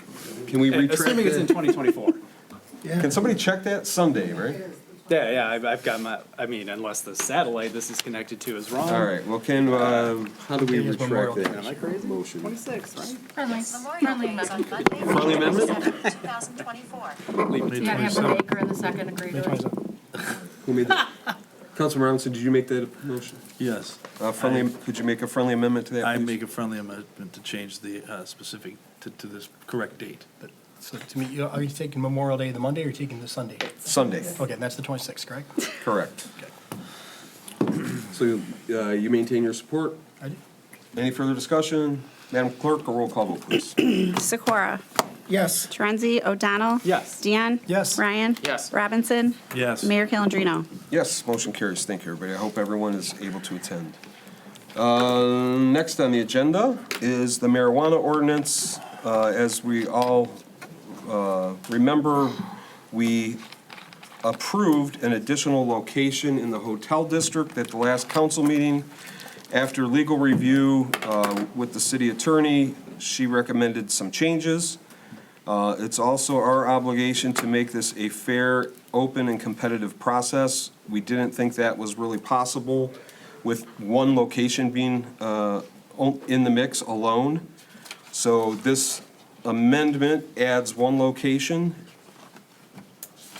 and I believe that was really the only change to the ordinance itself, because the scoring is handled under a different motion. So I would, if we could get a motion on the table and then deliberate, that'd be great. I'm looking for a motion to adopt the revised marijuana business ordinance.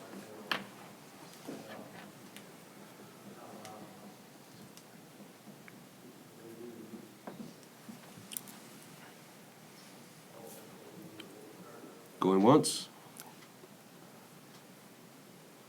Mr. Mayor? Sir, I'd like to make a motion to perhaps investigate further work on the ordinance itself so that there is no appearance or any opportunity for any members of council to have any decision-making process. Now, we did that process before, so allow me to clarify my motion. I'd like to postpone this. I move to postpone this until the council is able to do further research and to make sure that the ordinance is ironclad without question. So that's the motion I would make, to postpone this. To a indefinite date, or? A date in the future, which we could be determined, but right now I feel like there's too much uncertainty with the people have feelings that there's unfairness or there's, they have problem with the ordinance, so I feel like it needs to be postponed. Okay. That would keep the ordinance as previously passed in place. Okay. Which is currently unpublished, however.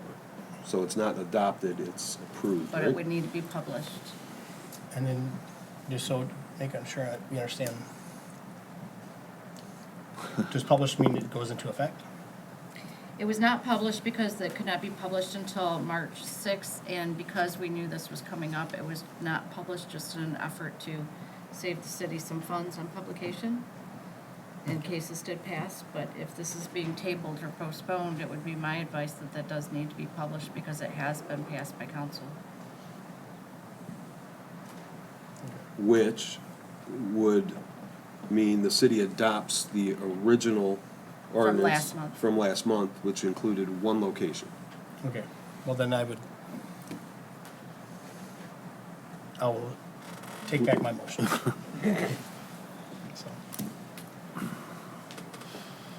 Just for clarification, last month we approved one retail, well, you approved, because I voted no.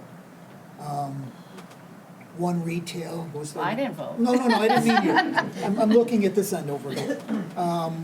One retail, one consumption, and wasn't there?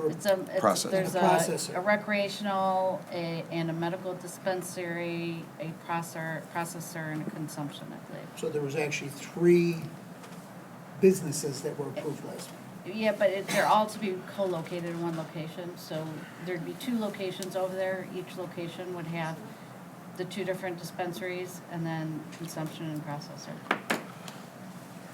And when you say dispensaries, you mean a medical, a recreational? It's very and- similar like what we have right now. We actually have 4 licenses on Van Dyke, but just 2 locations, because each location has 2 licenses. So this is just to amend what we already approved last time. Correct. You're adding more. Can you explain the difference? Well, a Ms. lot of McGrail? people had raised concern that, about it not being a competitive process that we've heard here today, and it was raised and thought that to make it more transparent in a competitive process, they would add 1 license so that there would be 2 locations over there.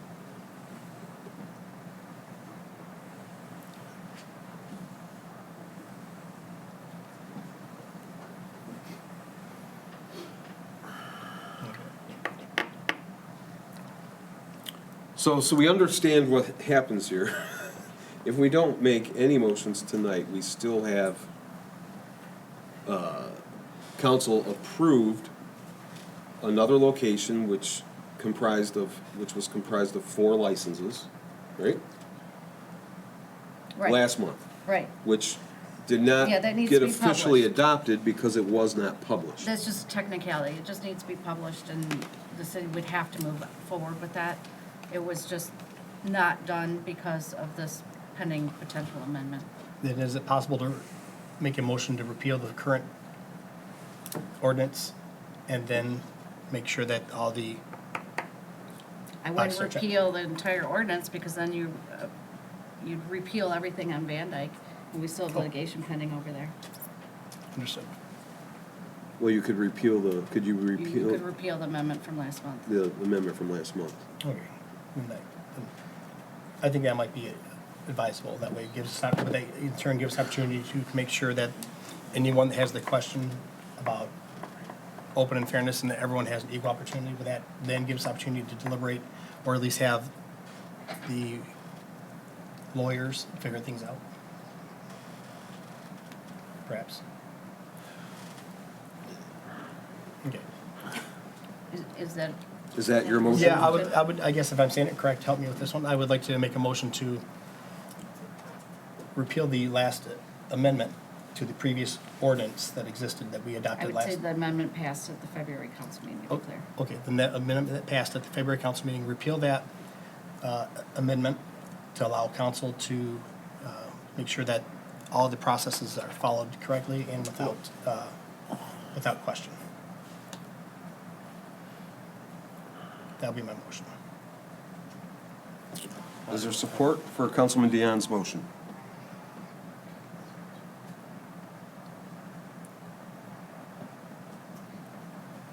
Just processing what we're doing. I know, this is getting a little bit confusing for me. It's pretending last month didn't happen. Okay.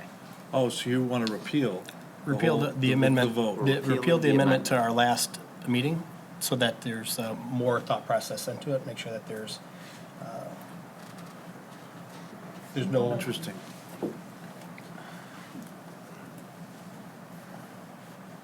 We're not supposed to be discussing at this point, are we? We need a We second. need- we need a set up- support. that's- We need a yeah. second. We need a second before we can discuss it. If there's If we no don't, second, then what it- we did, it's going to go in effect anyway. Once it's published, which apparently city attorney says is. So we're not supposed to discuss it, but my question is, this amendment that we're amending from last month, in the city attorney's viewpoint, this is doing what for us as opposed to what we had last month? What was presented here in this council agenda was to allow for 2 locations off of Park Avenue to make it a competitive and more transparent process. Okay. That's today, That's what was in the packet today. today. Last month was one.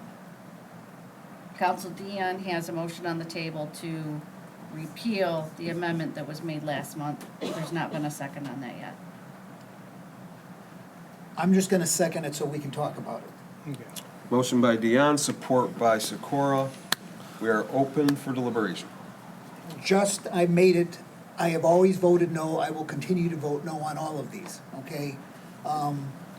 And unfortunately, what happens is we're getting bullied again into doing something that, whether we want to or not, it's a legal decision of how do we avoid a legal decision or getting sued again like we did last time. Just like the idea of we picked Park Avenue, just like we picked Van Dyke before, and now people have interest and either have bids on buildings on Hall Road that are vacant or, what do you call, I don't know what the proper term is. Speculating. Speculating, they've got it, they've got an interest, if it goes through, we buy it, if it doesn't, we don't. So this whole process is, again, it's because we're little Utica with only 5,000 people, okay? And it's really easy to push us around because there's no votes, that's why they came to us first. The person who did not get the thing, got it on, wrote the proposal, got the petitions, got amended, and then didn't get the award.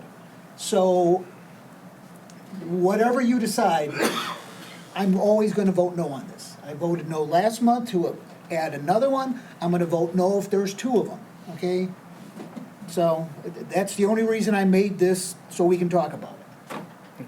So, and Well, no, but actually, what's on the table now, Is, if it's a yes vote, that means we're reversing last Yes month's vote is a decision. no, is a yes- is So your it's no. still a no. If you vote yes, Yes vote is your no you're, vote. you're voting no from what was last month. So here's Gotta my, vote yes to vote no. Mr. Mayor, my question is this. I wanted to talk about it, okay? I did too. Somebody's gonna have to explain how I gotta vote here, because I'm confused. All I'm saying is, I didn't want the additional one, I don't want an additional one and another additional one. So, I wanted a discussion. All right, I have a couple things. First off, refresh my memory, because it was before I was on the city council, did the voters vote yes the first time to bring marijuana into the Utica? yes, Did that happen? yes, the vote, well, No. The first time it was brought to us as an initiative petition, and the person who submitted that petition, the city contended they did not submit it with enough signatures under the MRMA, or under the charter, because it was more than just requesting a number of licenses in the city, it was enacting a whole ordinance. And so they, instead of getting additional signatures, they opted to sit down and try to negotiate an ordinance that would be at least acceptable to council at that time, because there were provisions in there that council was not happy with. And so that negotiation process happened, and then council approved it at that time in lieu of it going to the voters at that time. Matters that were going to the voters were overwhelmingly being passed as well. So it was a compromise. After the person who brought that application or that initiative petition to the city was unsuccessful in getting one of those two licenses, he did a petition drive to add another license. I don't recall where, it might have been on Van Dyke as well. It was. And a campaign ensued, and that additional license on Van Dyke was turned down in that election. And that would have occurred, I believe, in August of 20, I 20. think. And it Yeah. lost not by much, like by 200-something votes, I believe. In Utica, that's a lot. so in 2018, Proposal 18-1 came out for the stated proposal, and Utica residents showed up to vote, and 54.9% voted for legalizing recreational marijuana.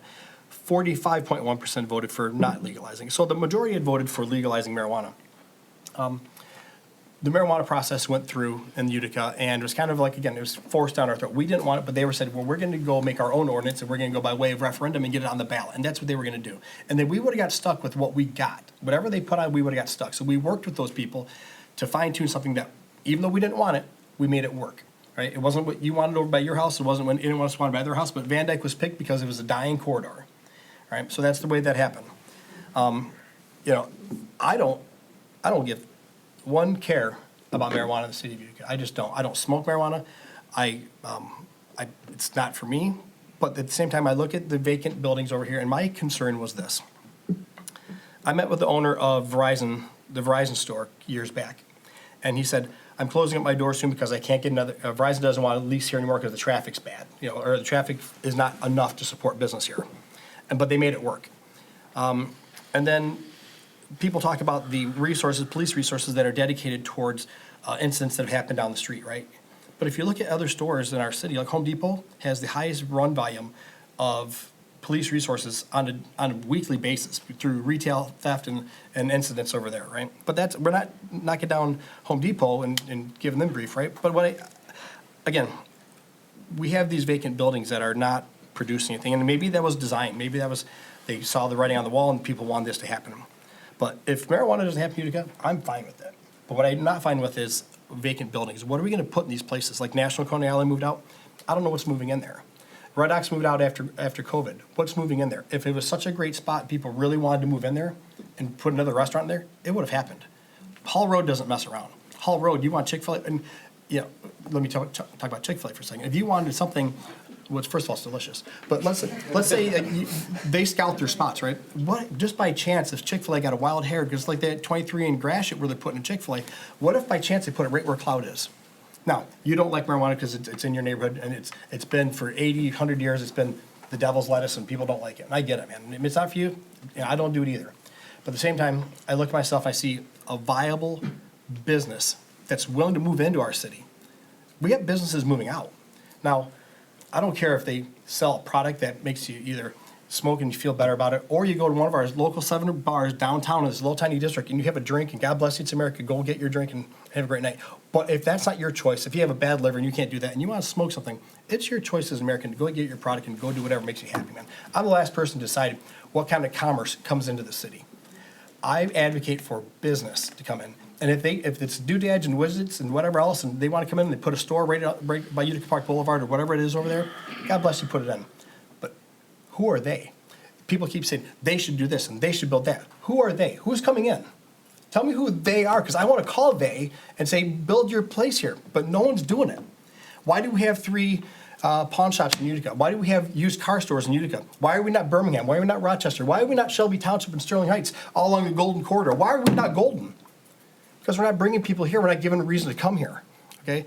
Give people a reason to come here. It's retail. I got to tell you, Puff is a beautiful building. Cloud's a pretty nice building too. Yeah, but you look at it, what was there? The tarot card reading place and the used car lot and the animal store. Those are eyesores. Okay? Do what you want, residents, and we work for you. But I'm telling you, 54% people voted for marijuana in Utica. And I know that it's in your backyard, and I feel bad for that. If this does work out, where we get some viable business, and I don't care what it is, tell me who they are, I'll call them, we'll call them, we'll get someone to move into those buildings and do something. But right now, we're taking the date to prom that said yes, not the one that we really could wanted for, but we got the one that said yes. So there are people that want to come here. So that's kind of where I'm at. If we don't like it, we don't need to do it. I don't care. But I'm okay with producing and growing and getting, and plus there's things like this. Excise tax that we talked about is nearly $120,000. When's the last time you went to Best Buy and bought something? I tell you right now, you went on Amazon this week and you bought something. Okay, Amazon's dying. Or not Amazon. Best Buy is going to be the next dead store over there. We need to diversify.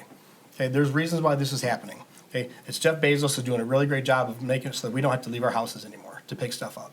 Okay, but vacant buildings are the beginning of the end when it comes to the downfall of a city. Okay, so we need to grow and grow and grow, and I'm okay with growing. And you don't like marijuana? That's fine, man. And I don't like marijuana either. I don't smoke it. But I do have a beer on occasion, and I can go to here and I can have 6 or 8 beers. I don't, but I could. Or I could go smoke a joint. It'd be the same exact effect as anyone else. Just because it had the stigma attached to it doesn't make it a bad product. Doesn't mean bad people are doing it. Drunks get in the car and they drive, they kill people all the time, but we all go out for a beer on occasion. Who cares if you smoke a joint? That's just my opinion on it. I don't mind a good quality retail business coming into my city and trying to make things better. If it's a gateway drug, like this gentleman was saying, the doctor was saying, I stand against it.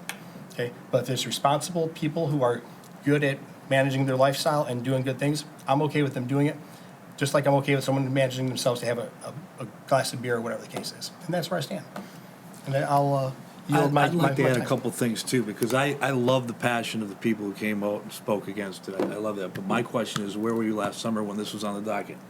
Because I remember I was so puzzled why there weren't more people coming out and voicing against it. And so much so that on my bike rides, and some of you have probably seen my bike rides, I go on bike rides all summer long. Every single day I'm out there. I interviewed over 100 people, just randomly. And I know that's not scientific. But most people either didn't care or were for it. I love the passion you showed again tonight. I can't reiterate that again. This is what we need. But my question is, where were you last summer when we talked about this? Because coming from the outside, just new to the city council, I ran on blight. It blights.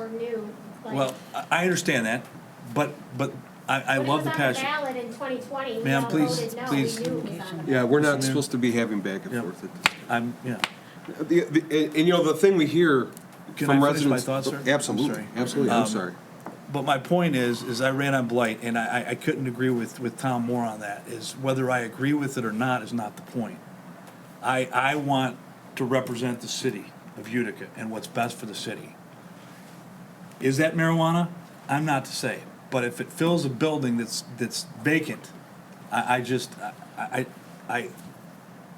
without any other variables, that's where I'm at. And there's a lot of variables to this. It's a very dicey subject. There's a lot of passion, pro and against it. But it's a legal thing.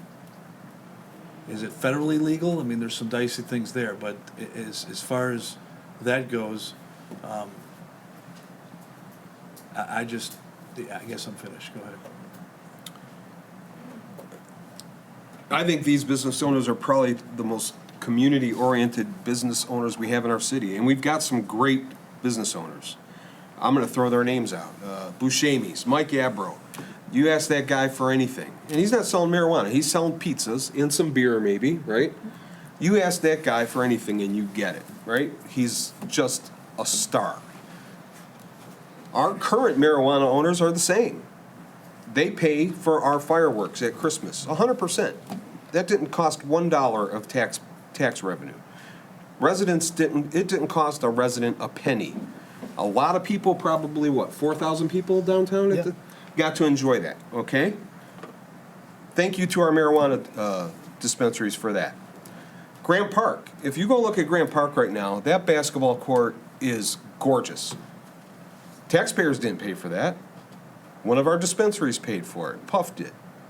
That's the kind of business these guys do. They understand that it's just the nature of their business. They give back to the community. So am I ashamed that they're here? No. I hear public comments, I'm ashamed. I'm not ashamed. I'm proud to have them in our city. They've proven to be great community members. They've proven to be responsible. They've proven to take buildings that look horrible. That hall in Van Dyke Corner was garbage. As Councilman Dion mentioned, I don't even know if it was a viable business, something about reptiles. There was a palm reader there or something. There was a used car lot. Go look at that now. That's about $5 million of investment into our city. And when I was ashamed, is before it was here. I was ashamed that corner was in our city because it looked horrible. Now you drive by it, I'm proud of it. I'm not so proud of the illegal turns, right, on Van Dyke North. But you know what? Here's the other reality. I wish every business in Utica had lines out into Van Dyke Avenue. I wish every business in Utica didn't have enough parking spots because so many people wanted to buy their product, right? When Dairy Queen's crowded, I'm happy. Dairy Queen's doing good. When I drive by and I see a line out into Van Dyke, I'm not upset. I'm happy because guess what? They're in Utica. Utica's supporting them. They're making money in Utica. That means they're going to stay here. That means we might attract some other businesses because people are going to see, wow, the public really supports this Dairy Queen. So, I think we have to think of the future. As Tom said, the Utica voters voted for medical. I think it was about a 60-40 split, and I don't use marijuana either. Anyone that knows me knows I smoke cigars, which Cubans are illegal, I think, right? But you're still smoking. I believe when medical came around, and was that 2012, I believe, right? When medical was on the Michigan ballot, 2016? And I'm going off the top of my head, I think the Utica numbers were like 60-40 for rec. Tom just referenced it, I think it was 51-49 or something, or 54-40. I'm old now. I thought you said 54-46. 54.9, 45.1. Right. Yes was in favor, 54.9. Right. So tonight, that vote is not being represented, but at the ballot in November of 2018, that's what happened, right? Over 50% of the Utica voters said they want it. So we have to try to do what's best for our city economically. We have to try to best represent our residents. And if 54% voted, it's not a huge margin, but it's enough of a margin. And I got one more thing before I get off my soapbox. This thing about, like, we didn't hear about it, we didn't know about this, we don't know about anything. I guarantee you, yours was transparent too, but since I have been the mayor, I have made every effort to be transparent. I put everything, the whole packet goes on the internet, anybody can download it, on the Friday before the council meeting. I'm very active on Facebook. I put out an email newsletter every 2 weeks. Anyone who calls me, I spend time answering any question they want. So we cannot force feed I can't talk to every resident and give them, a gold invite to every meeting. Our residents have to have some responsibility too. If you have questions about it, then call me, because guess what? I will take your call and I will answer any question you ask me. So we all have responsibility. We all have to participate in this thing we call democracy. It's not going to be force-fed to you. That probably involves a little bit of work on everyone's part. But you got to put it in if you really want to know. So I'm off my soapbox. I don't even know if I addressed what was on the table. I remembered the last point I wanted to make before I got sidetracked. When this came up last summer, I remember my concern was the crime. And I asked the chief, has this increased crime? And the answer was, and this was before the incident. We had one incident since then, I believe, right? This was before that.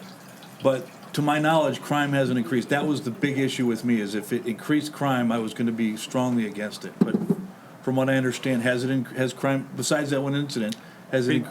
Besides that one incident has not, and Councilman Dion really hit it on the head.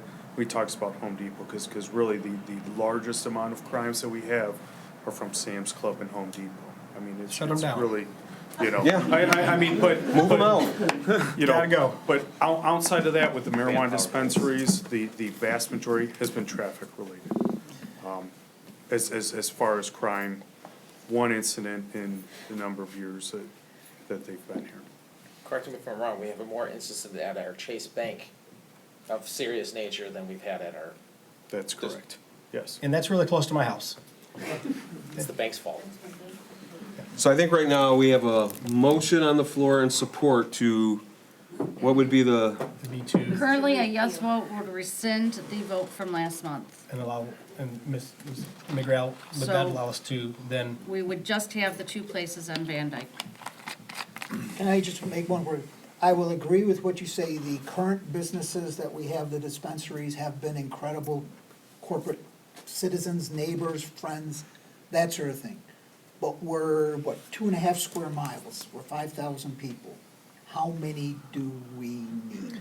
When you think about the traffic volume down Hall Road, the people coming through, our businesses in the city of Utica service way more than the 5,000 residents. Our population on the Friday night triples at Jimmy John's Field. That's not all Utica people going there. We can't stuff 5,000 people in a 15,000 person venue. So we get a lot of people that travel through. Now, whatever your business is, I mean, if you run a coffee shop and it's the best one, let them all come.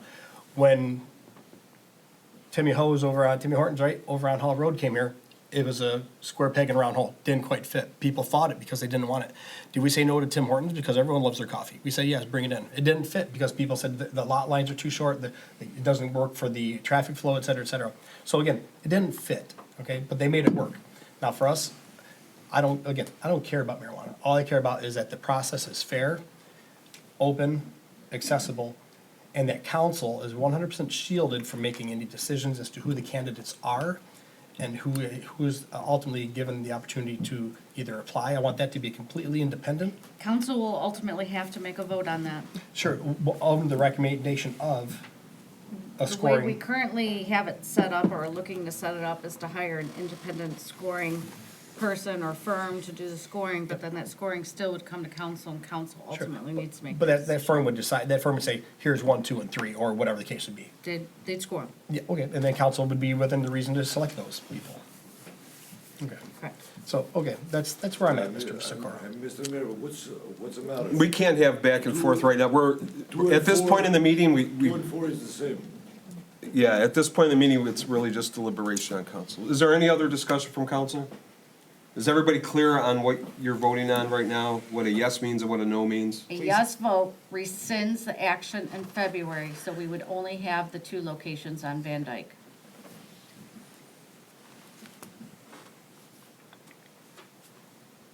Any further discussion? Does that then give you the ability of somebody that wants to bring it up again of this after clarification to bring it up at next month or the? It doesn't restrict anyone from bringing an ordinance before the council again. I mean, that same ordinance could be presented or fine-tuned, but whatever the Well, lawyers you had figure. suggested fine tuning it, so. I'm not suggesting fine-tuning, I'm saying that gives council more time to make sure that we're shielded from liabilities, because no one here wants to be deposed for, like, the last process that we all went through. And if you vote no, then what was voted upon last month to allow 1 additional would stand. That would stand. And then a motion still could be made with what's proposed in the packet after that. The order of motions came out different than how they were proposed in the agenda.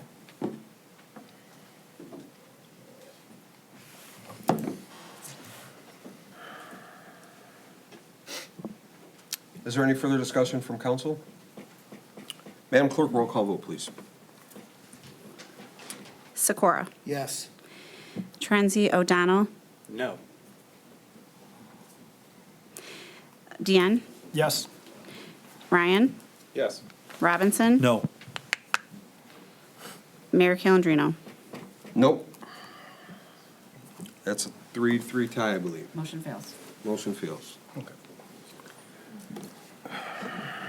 All right, we need some legal guidance here. Okay, now, so you still have something in the agenda packet to increase from 1 location to 2 locations off of Park Avenue. A motion has not been made to adopt that amendment to the ordinance yet. Right, we were looking for that motion when Councilman Dion made his motion. So I would be looking for a motion to adopt the revised marijuana business ordinance, which allows for 2 locations.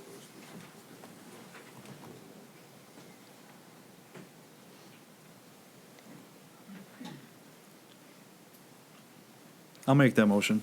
Motion by Robinson, At least to discuss, right? Yeah, I'll support. support by O'Donnell. We are now open for deliberation. So we had, Mr. Mayor, so we had a, how things stand right now is that we would have the 1, right? Because that is the state of affairs, I'm a yes vote on this one, I believe, because I believe in competition. If we have just 1 retailer there, just 1 shop, that's not, we live in a capitalistic society, free enterprise. We can't have just 1. That's just not how it works.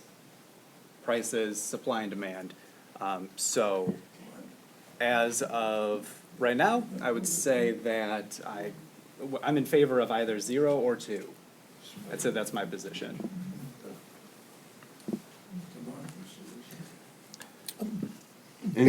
Based on your interesting. comment, though, we would just have That's interesting. 1 on that side of town, but it would be 3 inside the city. So it's supply and demand, you can decide, I'm gonna drive over there, or I'm gonna drive over here. So you already have that competition, you have free market within, a mile of each other, mile and a half of each other. So the idea of having to have 2 there to be competition, I don't see it. You've already got competition. Those 2 stores have competition between them. That's fair market. Why does one person go to cloud versus one goes to puff? Now, we can call this ABC dispensary over here.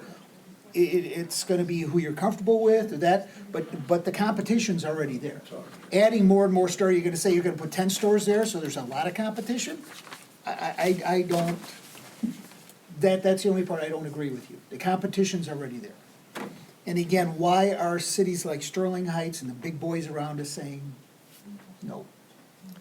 So. And I'm a business owner, so when we talk about open businesses and all this other stuff, I have two, okay? I want business to thrive. I just don't see this as our answer to the situation. So, I want to be clear that I'm not opposed to having marijuana stores. I just want to make sure that the process is beyond reproach.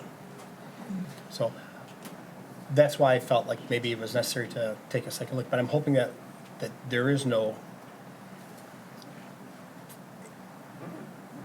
City of Utica is small. We don't need anyone pointing fingers at us saying like the process was unfair. We were sued prior and it wasn't fun. Nobody liked that. And we don't want marijuana enough to have to do battle with lawyers because someone's got hurt feelings they didn't get a license. We don't want that. I mean, I just don't. But if the approach is unarguable and no potential of contamination, and it's a fair, unbiased opinion offered by the scoring entity, then I'm fine with that. That would have to be the case, obviously. I think no matter what happens, whoever doesn't get a license, we're apt to be sued, just like we did last time. What I heard today is. The case law has changed tremendously since we started. Okay. It's still definitely a risk, but it's definitely come out more in favor of municipalities. And what I heard mostly tonight was people saying, well, you gotta open up Hall Road. There's open places on Hall Road. We had decided it was going to be on the other side of Van Dyke. So again, maybe some of these people have interests in parcels that are already on Hall Road. So at what point, you're gonna get sued, okay? So at this point, if you're confident in what was presented by our attorney on that, then I think there's always gonna be some angle that somebody can take. So either vote yes, vote no, but I wouldn't go on that it's not prepared well.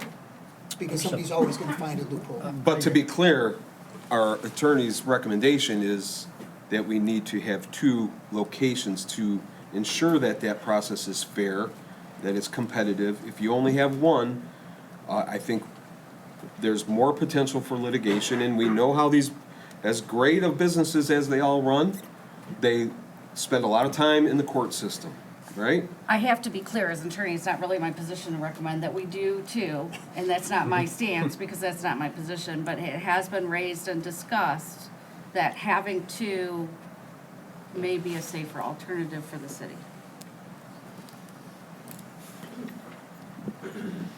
So right now, we already eliminated one by how we just voted, right? We're back down No, to just. right now we have Yeah. one in place.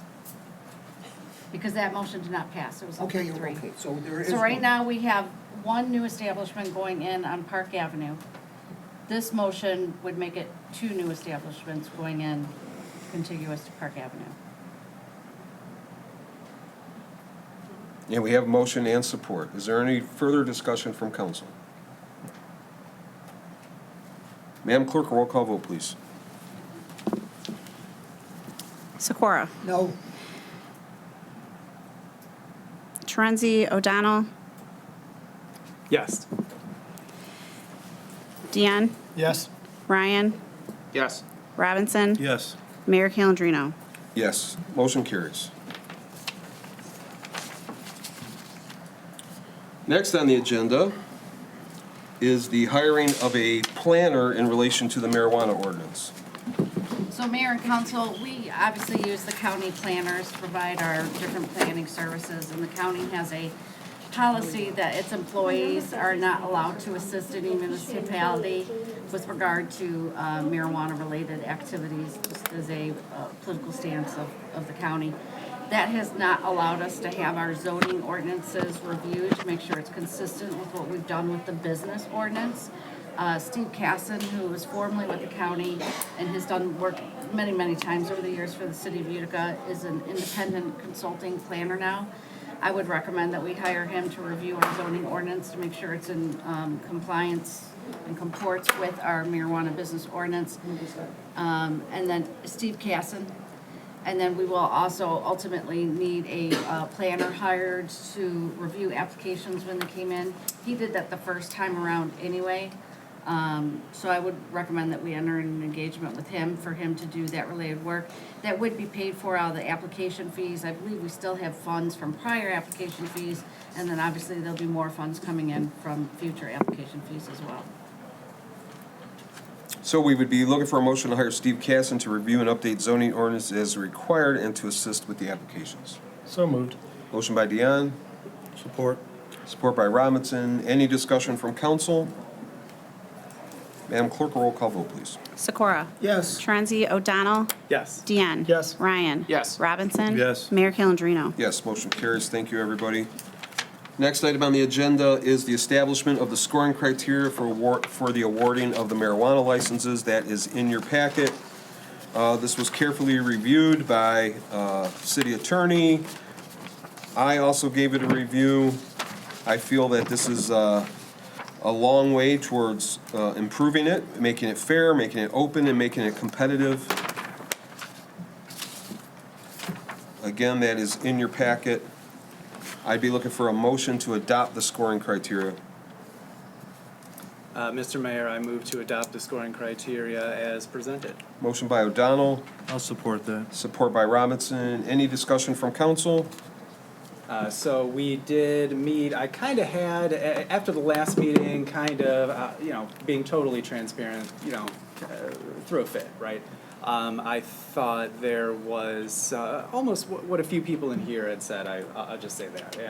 And the mayor was gracious enough to meet with me, say, hey, here's what, the ordinance is one thing, the scoring is, obviously probably one of the most important parts of the ordinance.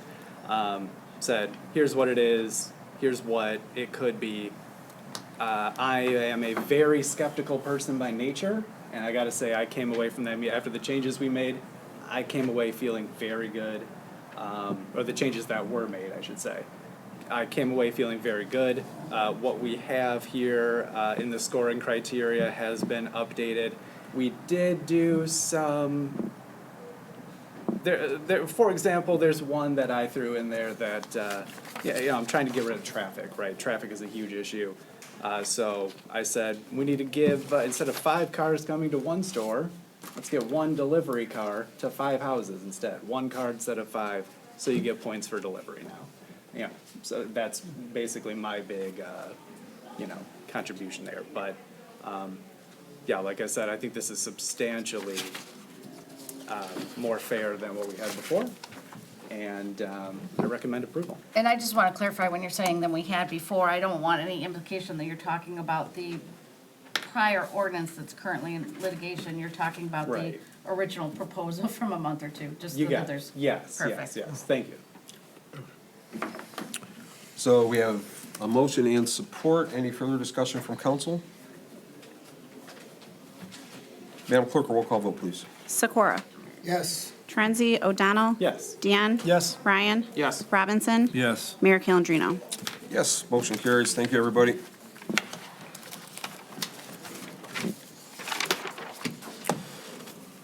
Next on the agenda is department reports. It's ending up being a late meeting, so I'm only going to mention one thing, and it's a big one. We got the Lucky Leprechaun race on Saturday, 10 a.m. out in front of Shamrock, that area. It's going to be a huge event. I think they have double the amount of runners that they did last year. We want to thank the Utica Lions for all the hard work promoting it.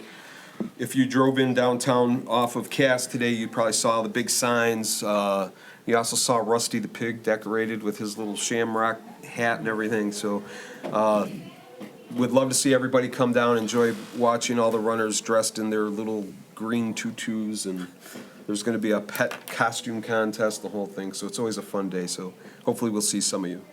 Does anybody else on council have anything to report tonight? Oh, Mr. Mayor, I'm going to shoot you an email. A resident who I think is very smart and I respect a lot had something actually about the question about the marijuana, one of the sections in there, but I'll shoot you and probably the clerk an email. It's because I'm not going to read this whole thing right now. So Perfect. Thank you, sir. just want to let you know. I'm happy to, if it's a question on how the ordinance reads, please feel free to reach out. Okay, yes. Thank you. Nothing from planning tonight. Mr. Hicks, anything to report? Mayor, council, as you know, supposedly it's coming into spring. We're getting a lot of complaints about people putting trash out early. So not only am I coming as your building inspector, building official, but as your code enforcement officer, I want to tell the public and the residents that if you're putting your trash out, it needs to go out no sooner than 12 o'clock the day before your trash day pickup, okay? Please. Once your trash is out and it gets picked up, I understand people work and so forth, but when you get home from work, or if you're home that day, take your cans in and store them accordingly where they need to be stored. They cannot be stored in the front of your house. It's either along the side of the house or the rear of the house, okay? Other than that, everything's going good. Thank you, Mr. Hicks. Ms. Francis, anything from the library? Nope, all's quiet in the library. All's quiet. Chief Wilczek, report from fire.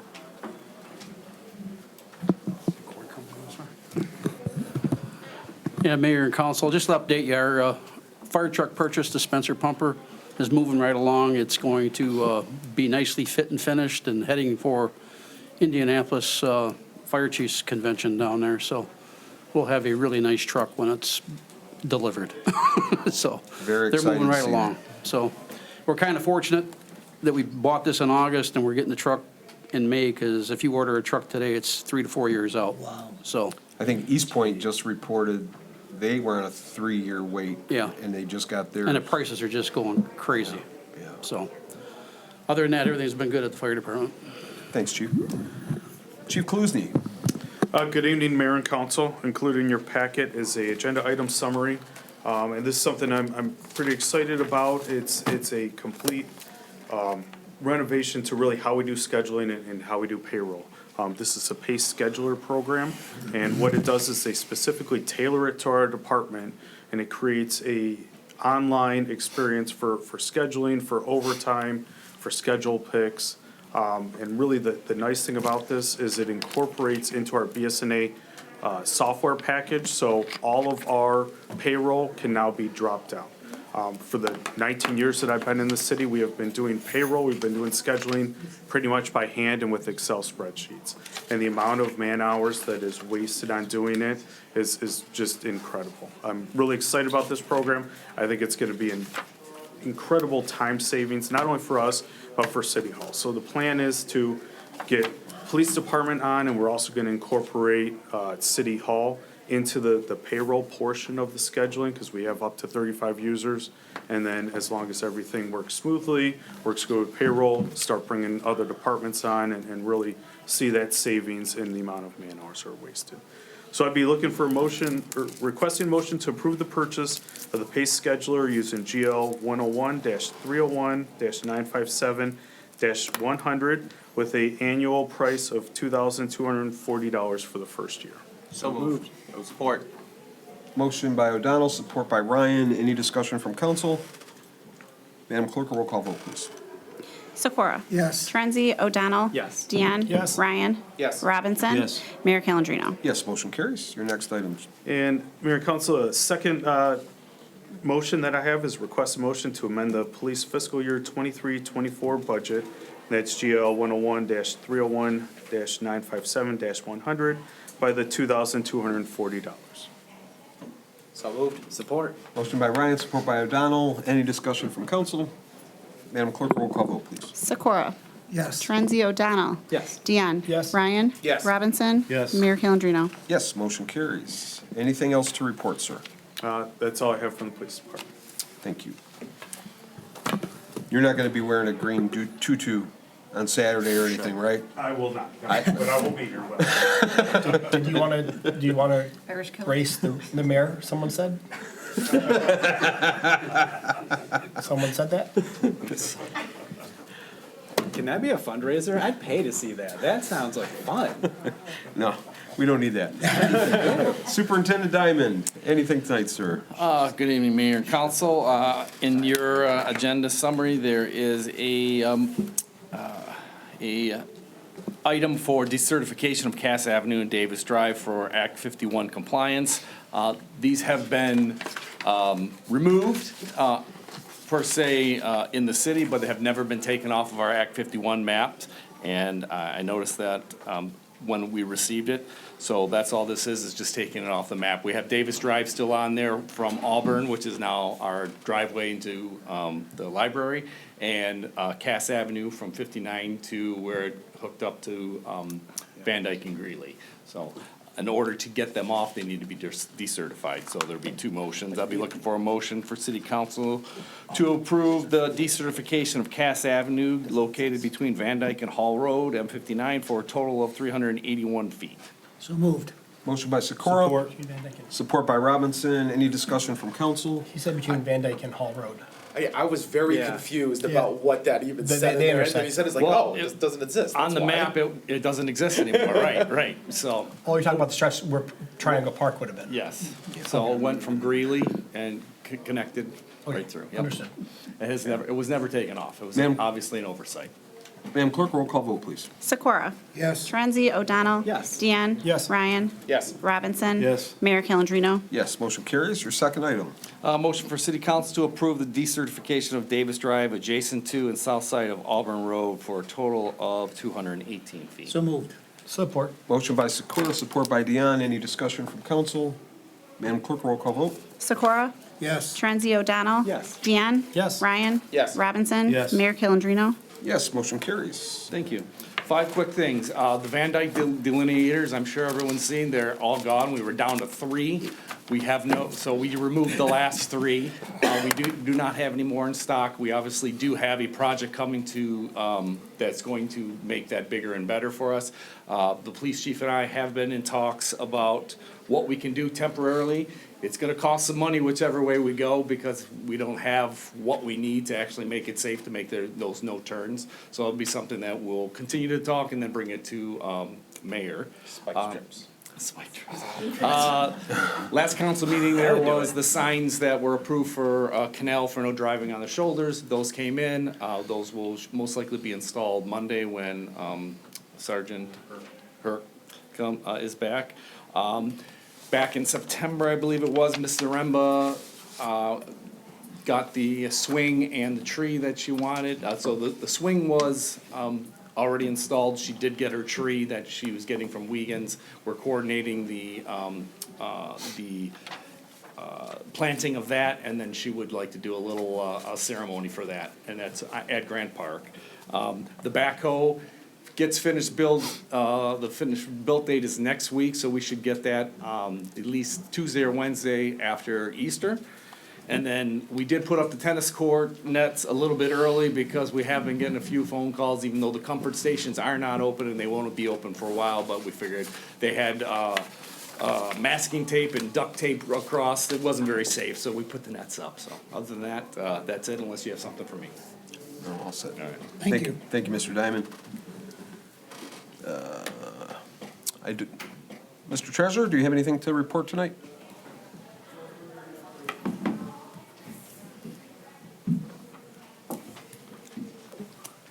Good evening, Mayor and Council. It's not on the agenda, but I just wanted the public to know that my Deputy Treasurer, Rita Malcoon, left us at the end of February to go for work in another community, and I wanted to say I appreciate the 8 years and some that she worked for us. I'm sure she'll be missed by the residents. I know she's missed at our office. We are in the process of receiving resumes to replace her, and I ask the public to be patient with us as we're short-staffed. Thank you. Thank you, Phil. Thank you, Mr. Treasurer.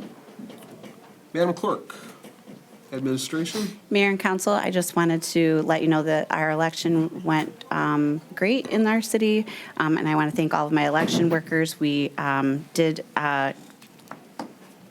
combine all of our precincts to just one precinct, and that is a permanent until we grow above the allotted amount that makes us have to go to additional precincts.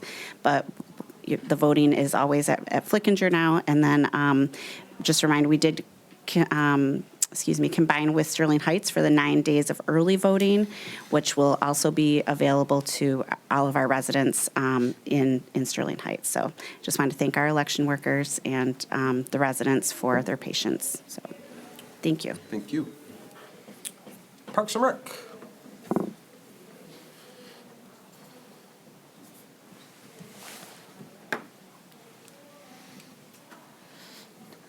Good evening, Mayor and Council. So I know the AIS form that I have in here, there wasn't an amended one, but the wrong one did get put in. So I just want to, it is a twofold. First, we are planning on having, since DPW fixed the boat launch at Heritage Park, we are planning to have a grand reopening on Saturday, May 18th at 11 o'clock.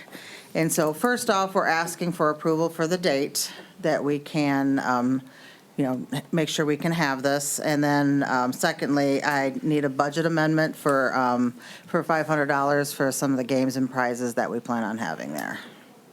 So she's looking for a motion amendment to hold the event on Saturday, May 18th at 11 a.m. at Heritage Park. So moved. Support. Motion by Dion, support by Sikora. Any discussion from council? Madam Clerk, roll call vote, please.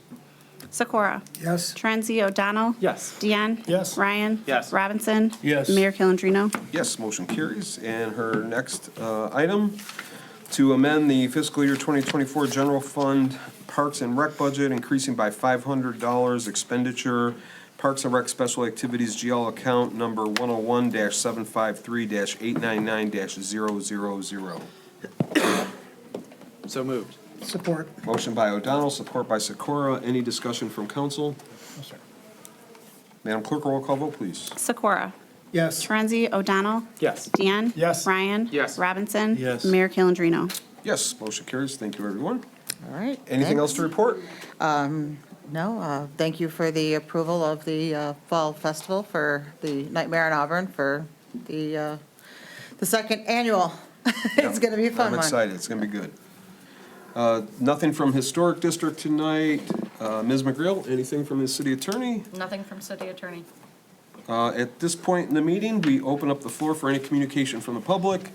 You can speak on anything at all. Doesn't have to be on the agenda. And you will have 3 minutes to address council. You need my name and address again? Yes, sir. Stavros Toma, 47677 Malonis Drive, Shelby Township, Michigan. One, I'd like to thank the council for considering this ordinance. Looking forward to applying. I know there are a lot of concerned residents, about these cannabis shops coming in, and I would like to offer anyone here a tour to show you how our business is regulated. Cannabis doesn't walk out of our store to anyone under the age of 21. How our security works in the back. Anyone here can come out. I'll be out in the hallway. Give you my number, and we can schedule a tour. Or if it's okay, I could leave my number with someone at the city hall, the clerk maybe. And anyone that wants a tour, I will happily give them one. And the last thing I want to add is, if we get these stores open before September 30th of this year, the city will get the excise tax for 2024 for every door they have open. Thank you. Thank you, sir. Anyone else from the public? I would be looking for a motion to adjourn. So moved. Support. Motion by Sikora, support by Dion. Any discussion from council? Madam Clerk, roll call vote. Sikora? Yes. Torenzi, O'Donnell? Yes. Deanne? Yes. Ryan? Yes. Robinson? Yes. Mayor Calendino? Yes, motion approved. And